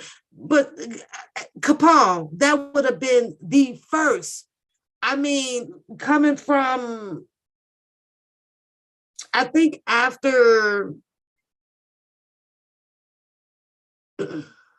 somewhere after, let me see, let me go back because I'm on Pacer now. Somewhere, right, I think right around when they brought up the argument about oh, it's okay, Nisha. Oh, you says when it get low, it automatically cancels it. Yes, it do. Yes, it does. And that's okay. Just pick it back up whenever you can or whenever you want to. It's completely okay. But Capone, or what was I gonna say? With earlier on, like I said, you saw it come in with Becker, and then you saw it come in with Koenig, right? Where they were prohibited to run their defense side for Mr. Kelly to have the accurate defense that he needed, which means bringing out a lot of information on his part, on his behalf, right? Or to question the young ladies to the point to how they needed to question them. They was restricted to do so, right? They was restricted for this, restricted from that, sidebar this, sidebar that. So when I asked, well, okay, can they have done something earlier on to say, you know what, we're going to request for a different judge to preside over this case. We don't feel, X, Y, and Z, and then show their just cause for putting in this request. So I want to say, to me, it should have came about, Capone, right when the argument about the juror selection. It was right there. It was right there because the juror, should have been backened with being thoroughly questioning everything by the judge, But so how did the juror even get messed up? How? Because the judge, you don't let this happen. You don't let something like this happen. But I was just wondering, what would be the protocol? And I truly do believe that if there were attorneys sticking together, and you're going to sit here and we can tweet about it, and we can talk about it all day. But what did you do about it? What did you do about it after you somewhere after after January of 2000? And when did Koenig them took this? They took this back in early 20. Wait a minute. Let me go up. Hold on. Okay, so April, you got Bungie. April, May, March. Let me see who's on it in March. Bungie. And I don't want to go through all of this, right? So, yeah, as you guys can see, I'll show you guys, but somewhere it should have been brought up, right? It should have been brought up like, hello, yeah, we got to remove, we need a different judge on there, Now, how they get assigned to these cases, or like she's the only one that's sitting up in there, then I guess you say they could have simply done their jobs. Yeah, basically. But I know one of my motions or something, or a letter or something would have been written in, like Capone said, she has someone to answer to as well. And if they all would have stood together on this, saying, well, we have not been able to show any type of defense for this man. We have to ask for a different judge. We have to. I think that it might have been a better outcome. But on here, I was trying to see. I mean, this is so much, you guys. Can you imagine? Buy on Pacer. That's all you see.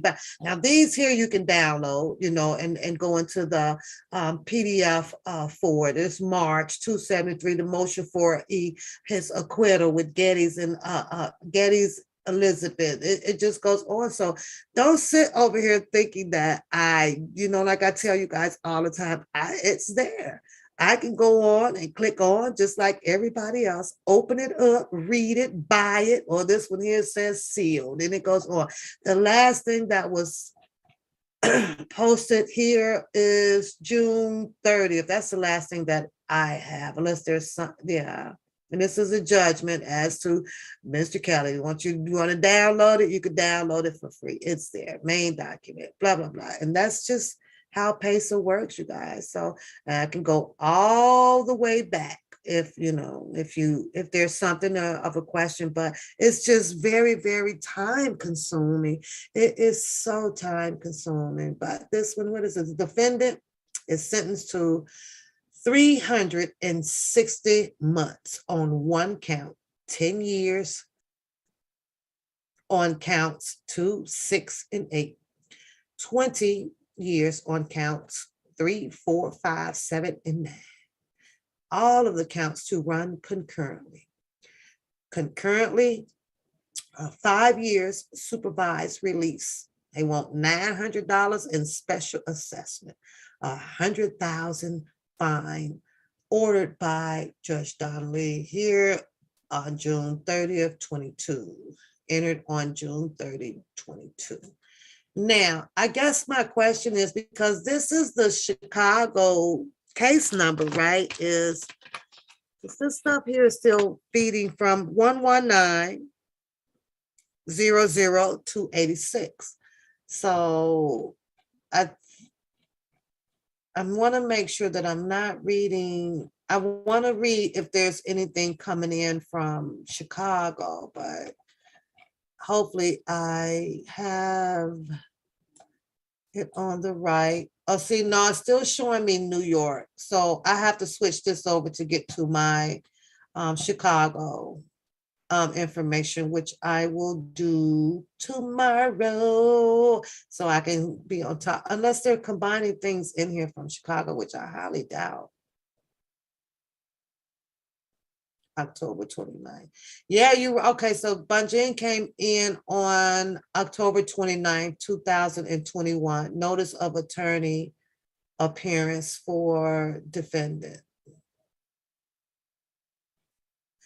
Okay.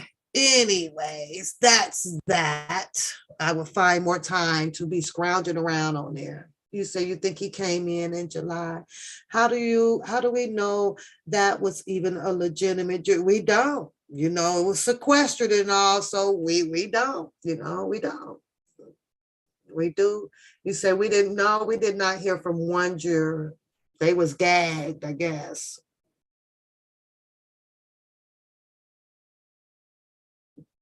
She denied all of Ms. Bunjin's motions before she imposed sentence. Well, like that, the guy Paul just said, this attorney here, he says that, hey, the sentence has already been in the making, premeditated sentencing, already ready to go. She just had to just let it all play out. In other words, that's telling me that he didn't care. Whatever y'all come up with, y'all do this and submit it to me or what you're thinking, but this is what I'm still going to do at the end of the day. He talked about how a judge can weigh in a whole bunch of different detailing to come to a number overreach from what the sentencing guidelines are, the accountability. Evidence, discretion. It's at her discretion. Being attentive, reacting to his demeanor. She paid attention to how his lawyers were in and out of cursios, or what's going on here. Charlotte is really doing the damn thing, y'all. Shout out to Charlotte in the green. Appreciate you. So very interesting. If you guys want to go and kind of, like I say, read, I am going to purchase one of the one book. I like to see what the Manhattan incarceration story is about. And the silver is called Silver. Let me put it in the chat. Paul Batista.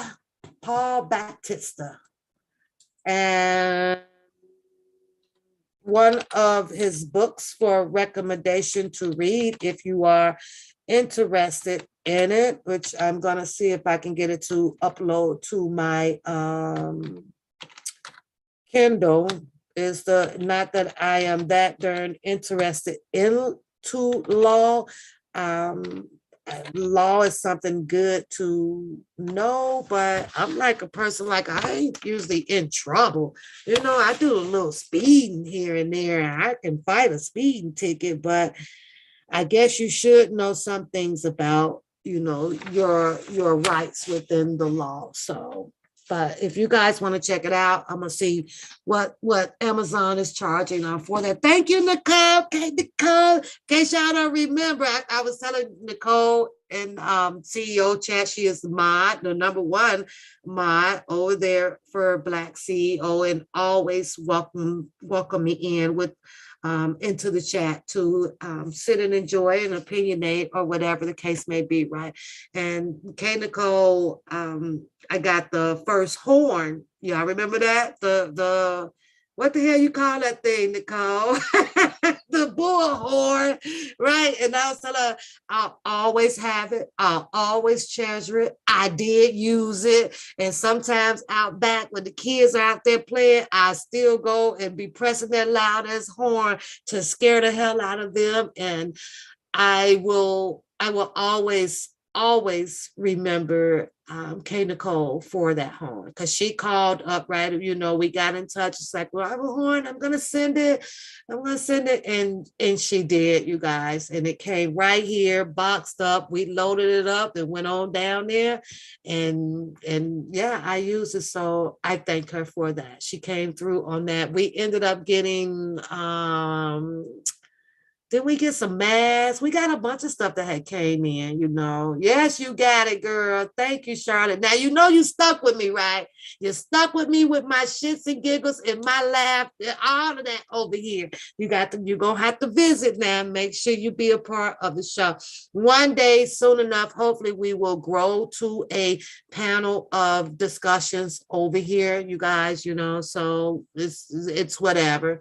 I just want to keep my channel open, an open community. I don't want to subject my channel to just members only, or none of that. I don't want to seal it off that away at all. None. I want my channel to grow, not be. I don't want any restrictions on the channel as none.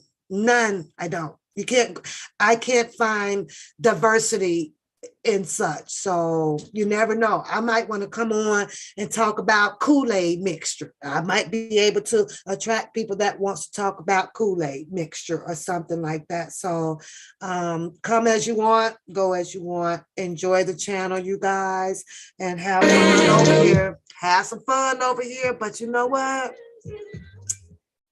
I got to get up out of here. Y'all been great. Thanks for watching the show.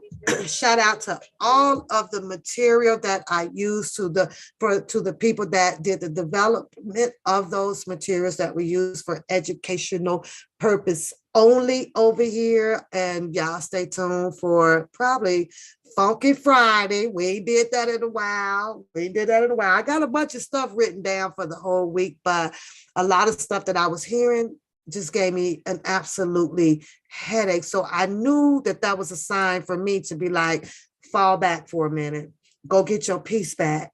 This is what we not finna do. We not finna let YouTube get inside your head like this. Fall back. And I was like, okay, I feel better. Now let me go on here and chitty chat to the chat. With that being said, y'all, don't forget to share that love. Give the person above your heart. Give the person below you a heart. Don't forget to give a heart to your girl, the host and the most out here when I'm ready to get down. Look at Jason. You go, Jason, she gonna be in Chicago. You got to, Jason, she gonna be down there. So y'all have a beautiful, beautiful night. Beautiful, beautiful, beautiful night. And I must go. Bye.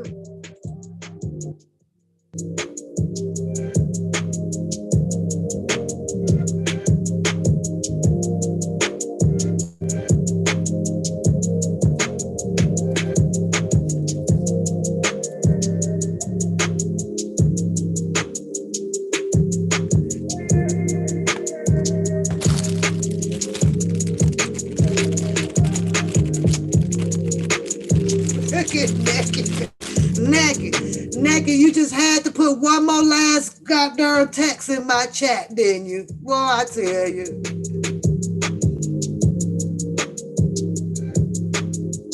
You say, I think that they ready for her, Jason. I think that they ready for her.